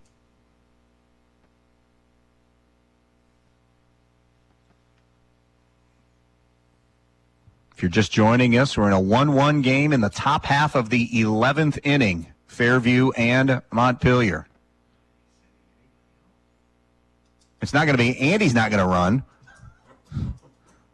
Here it comes. It is Eli Meyer, a senior pinch runner that will head down to first. He represents the go-ahead run. So digging in, Gavin Palladino, who's 0 for 4. 2 ground outs, a pop out, and a fly out to right. The pop out was to the shortstop, Wesley Hartsock. 1 out, 1 on, 1-1. Here in the 11th, Palladino off the end of the bat, little roller to Staylor at third, fires to second, 1, relay, not in time for the double play as Palladino will beat it out. Good play all around defensively there from Montpelier. 2 down in the inning. And now it's Jonah Schinninger, who in this game is officially 0 for 1. He stayed in and is playing third now in that switch with Singer. We're going to get another pitch runner for Fairview. Gavin Garza is going to run in that spot. That's the spot Palladino's hitting in. So Gavin Garza, who is the center fielder, is the runner at second, still representing the go-ahead run. 1-1, 11th inning. Jonah Schinninger has had 1 AB. He's 0 for 1 with a rollout to Staylor at third. Sharps comes set at the belt. The pitch. Swung on, grounder, foul down that third base line. This is a good play by 1996 Fairview grad Andy Singer. Went on Ohio Wesleyan, I believe, and played baseball. Congrats again to Andy, picking up career win number 350 earlier this season. Now at 351 in his 22nd year. The 0-1 cut on and fouled back. And now it's 0-2 on Jonah Schinninger. Top of the 6th inning, Cleveland 5-0 still over the New York Yankees. 0-2 on Jonah Schinninger. Sharps peeks over at Garza. The pitch. Down in the dirt. Bounces over the glove of Cooley, and Garza gets into scoring position. Fairview hasn't had this very much since they got their single run way back in the 6th inning. But now an RBI opportunity here for Schinninger. And Fairview trying to take the lead in the 11th. But it is a 1-2 count on Jonah Schinninger. Here's Sharps, 1-2. Just missed low and away, 2-2.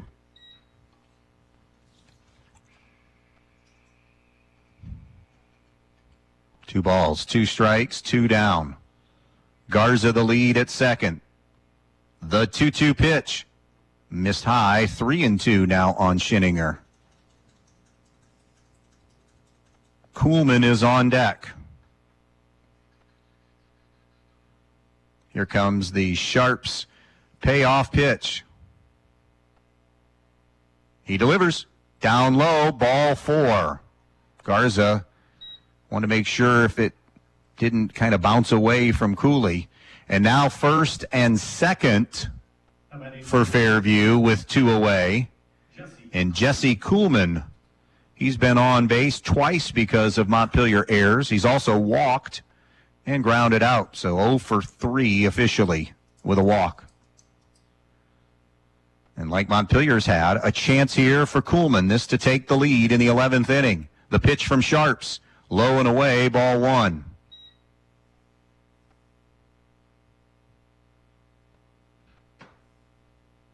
One and 0 the count on Jesse Kuhlman. Right-hander against right-hander. The next offering inside corner with a strike, 1-1. Andy just waved off Jesse Kuhlman, who looked down and said, just hit. 1-1. Down low, 2-1. Garza, the runner at second, is the important one. He represents the go-ahead run in the 11th inning. The next offering missed a little bit low and outside, and now it is 3-1. Jonah Schinninger is the runner at first. Hitters count here for Kuhlman. 3 balls and a strike. Kuhlman began the day hitting .333. The pitch. Missed a little bit low, evidently. Ball 4. So now the bases are loaded for Fairview.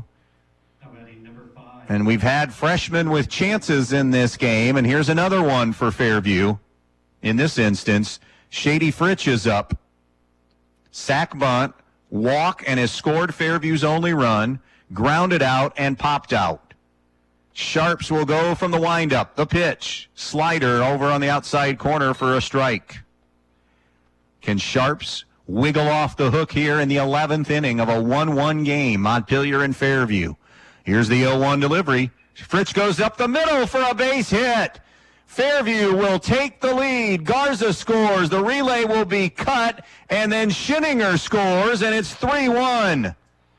Everybody else advances. Wide turn by Jesse Kuhlman. He'll stay there. Fritsch moves to second on the throw, and Shady Fritsch has come through with a run-scoring single that plated 2 runs.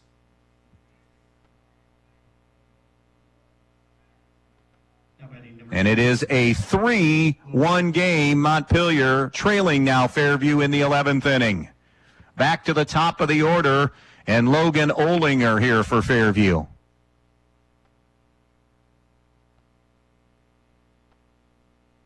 Andy Singer is holding a discussion here with Ron Ferner, and now bringing Chandler Byers into it here. I'm not sure what the discussion is.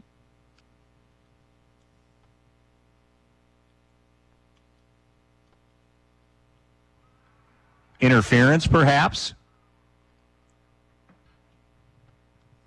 Either way, the runner comes home from third as well to make it 4-1. That was Jesse Kuhlman who scored. Toby Hutchison now getting the explanation from Chandler Byers. There was a lot of traffic both at home plate and on the base paths. Had to be some form of an interference that allowed the runner to come from third to score. So it's 4-1 Fairview here in the 11th inning as they have really broken through. And doing it all, by the way, with 2 outs.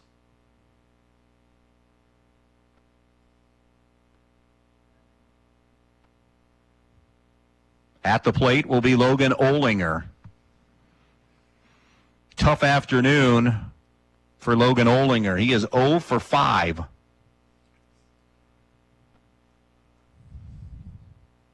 Righty-lefty matchup. Sharps misses low, ball 1.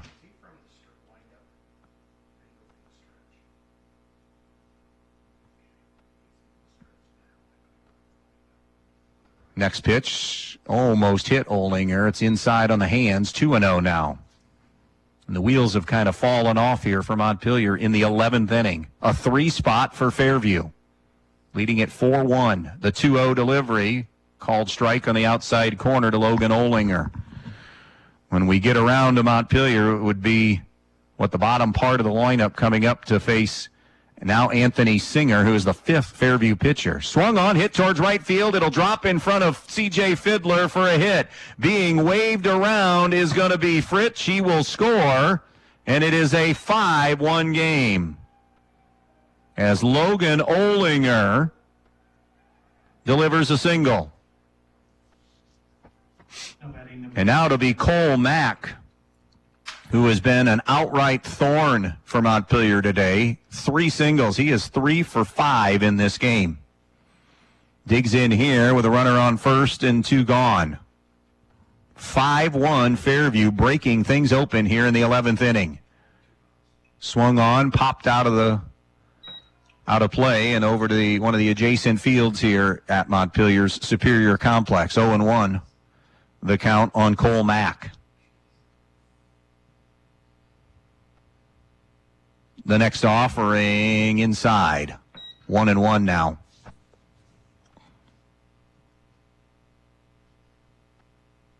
One ball, one strike, Cole Mack. 2 down. Olinger the runner at first. The next pitch, Mack hits it into the air and hits it out of play. 1-2 now on Mack. And I don't trust your hands, Dan. 1-2 the count. You're still trying to draft Eddie George in the 8th round. Pitch that missed, 2-2. Yeah, I'll take Eddie George. Dan, he went 2 hours ago. Old fantasy football from 20-plus years ago. 2-2 delivery, opposite shot, and it's going to drop for a base hit just out of the diving attempt of Jackson Staylor. Boy, Cole Mack is just a really good hitter at the plate. That's at least 2 that he's gone oppo with. And now Toby Hutchison coming out as he sees that Sharps is, I think, basically run out of steam here. 4 runs have scored in the 11th inning. It is 5-1 Fairview with runners on first and second and 2 down. And Sharps is going to stay in and go to first. Kenneth Smeltzer's night's going to be over. Remember, his shoulder was hurt. Wesley Hartsock is going to be the Montpelier pitcher. This will more than likely, this amounts to just basically a bullpen side session, whatever you want to say. Wesley would be the scheduled starter on Thursday, I would think, against Hilltop. On the season, he is the Montpelier ace and has done a really good job. He is by far and away pitched the most innings, 23 and 2/3 innings. This will be his 6th appearance on the season. 9, Wesley Hartsock. Has a .29 earned run average on the year for Montpelier. Has struck out 37 and walked only 4, allowed 3 runs, only 1 earned run on the season, and he has hit 3 batters as well. He's being asked here, just find a way to get that last out of this inning. It's a 5-1 game, Montpelier trailing Fairview. Fairview getting 4 in this inning. You're listening to high school baseball on WBNO-FM in Bryan as we are approaching the 8 o'clock hour here in Montpelier.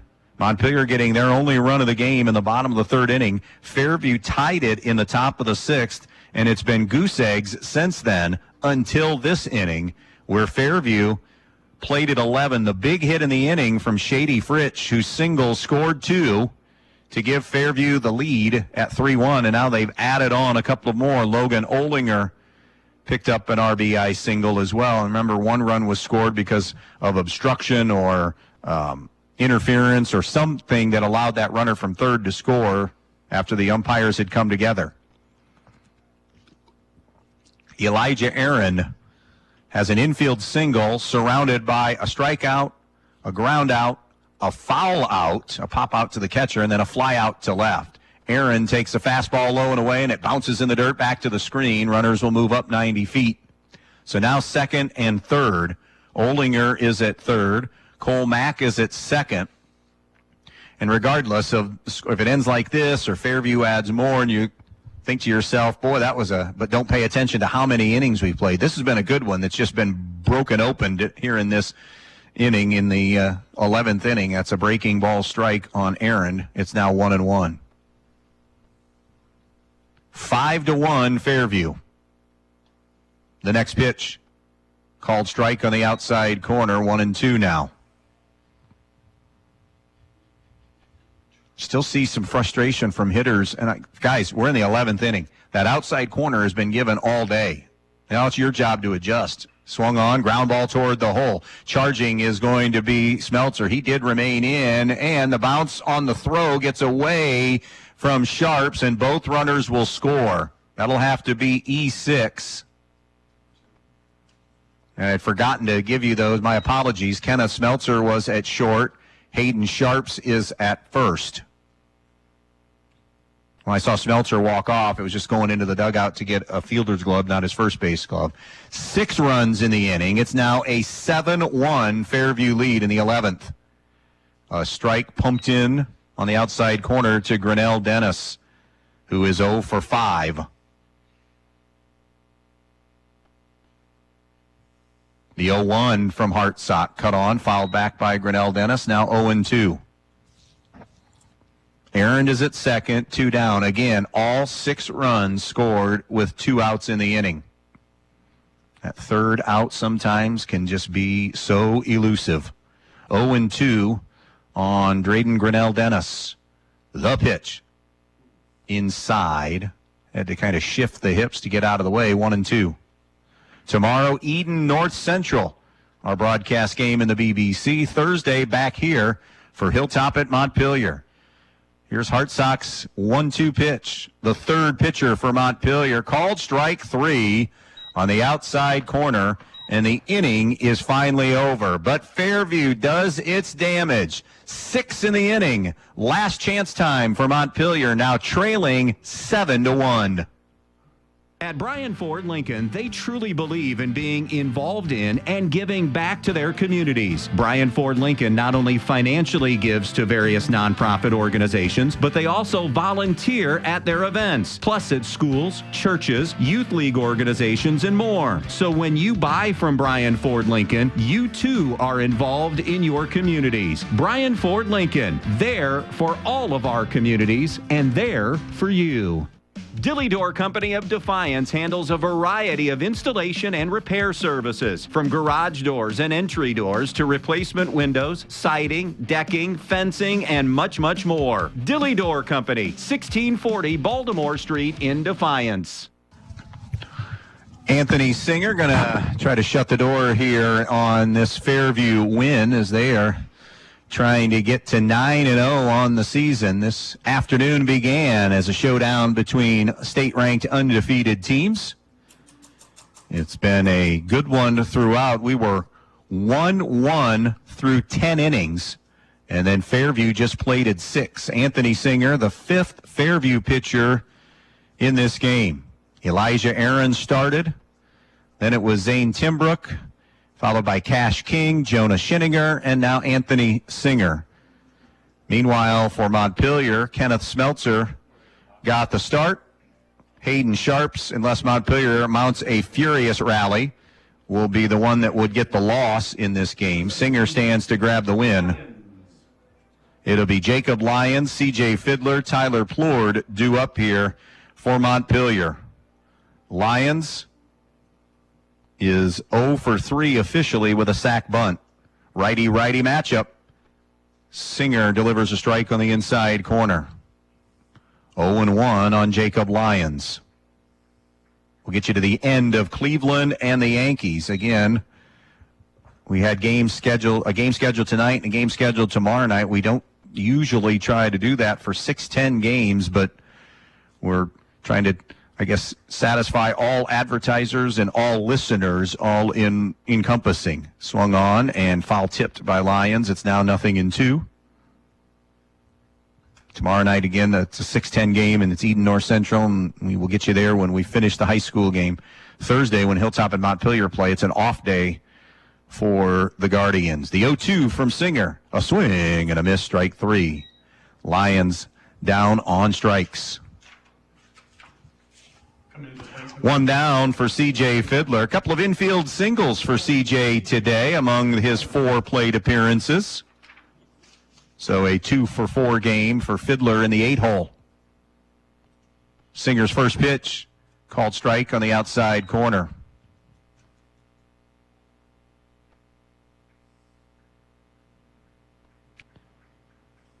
The next one is fouled off. A 6th spot in the 11th inning for Fairview to get this 7-1 advantage as Montpelier bats in the bottom of the 11th. Fritsch with the 2 RBI single that broke the tie. Breaking ball up and in. 1-1.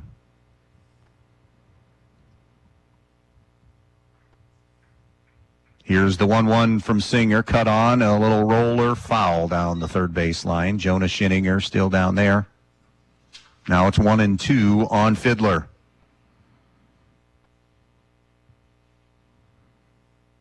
Barring a rally, Montpelier would lose for the first time this year, fall to 7-1.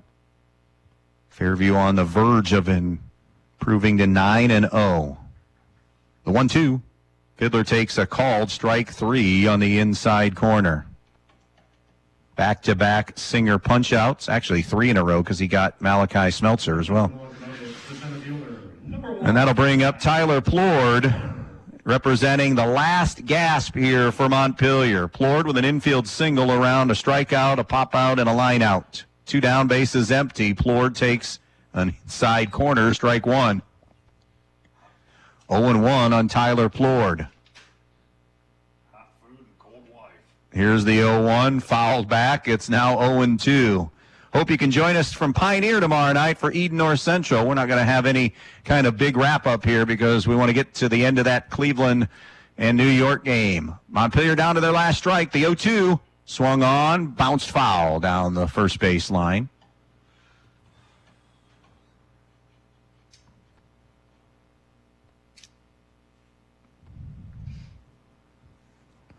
Singer's 0-2.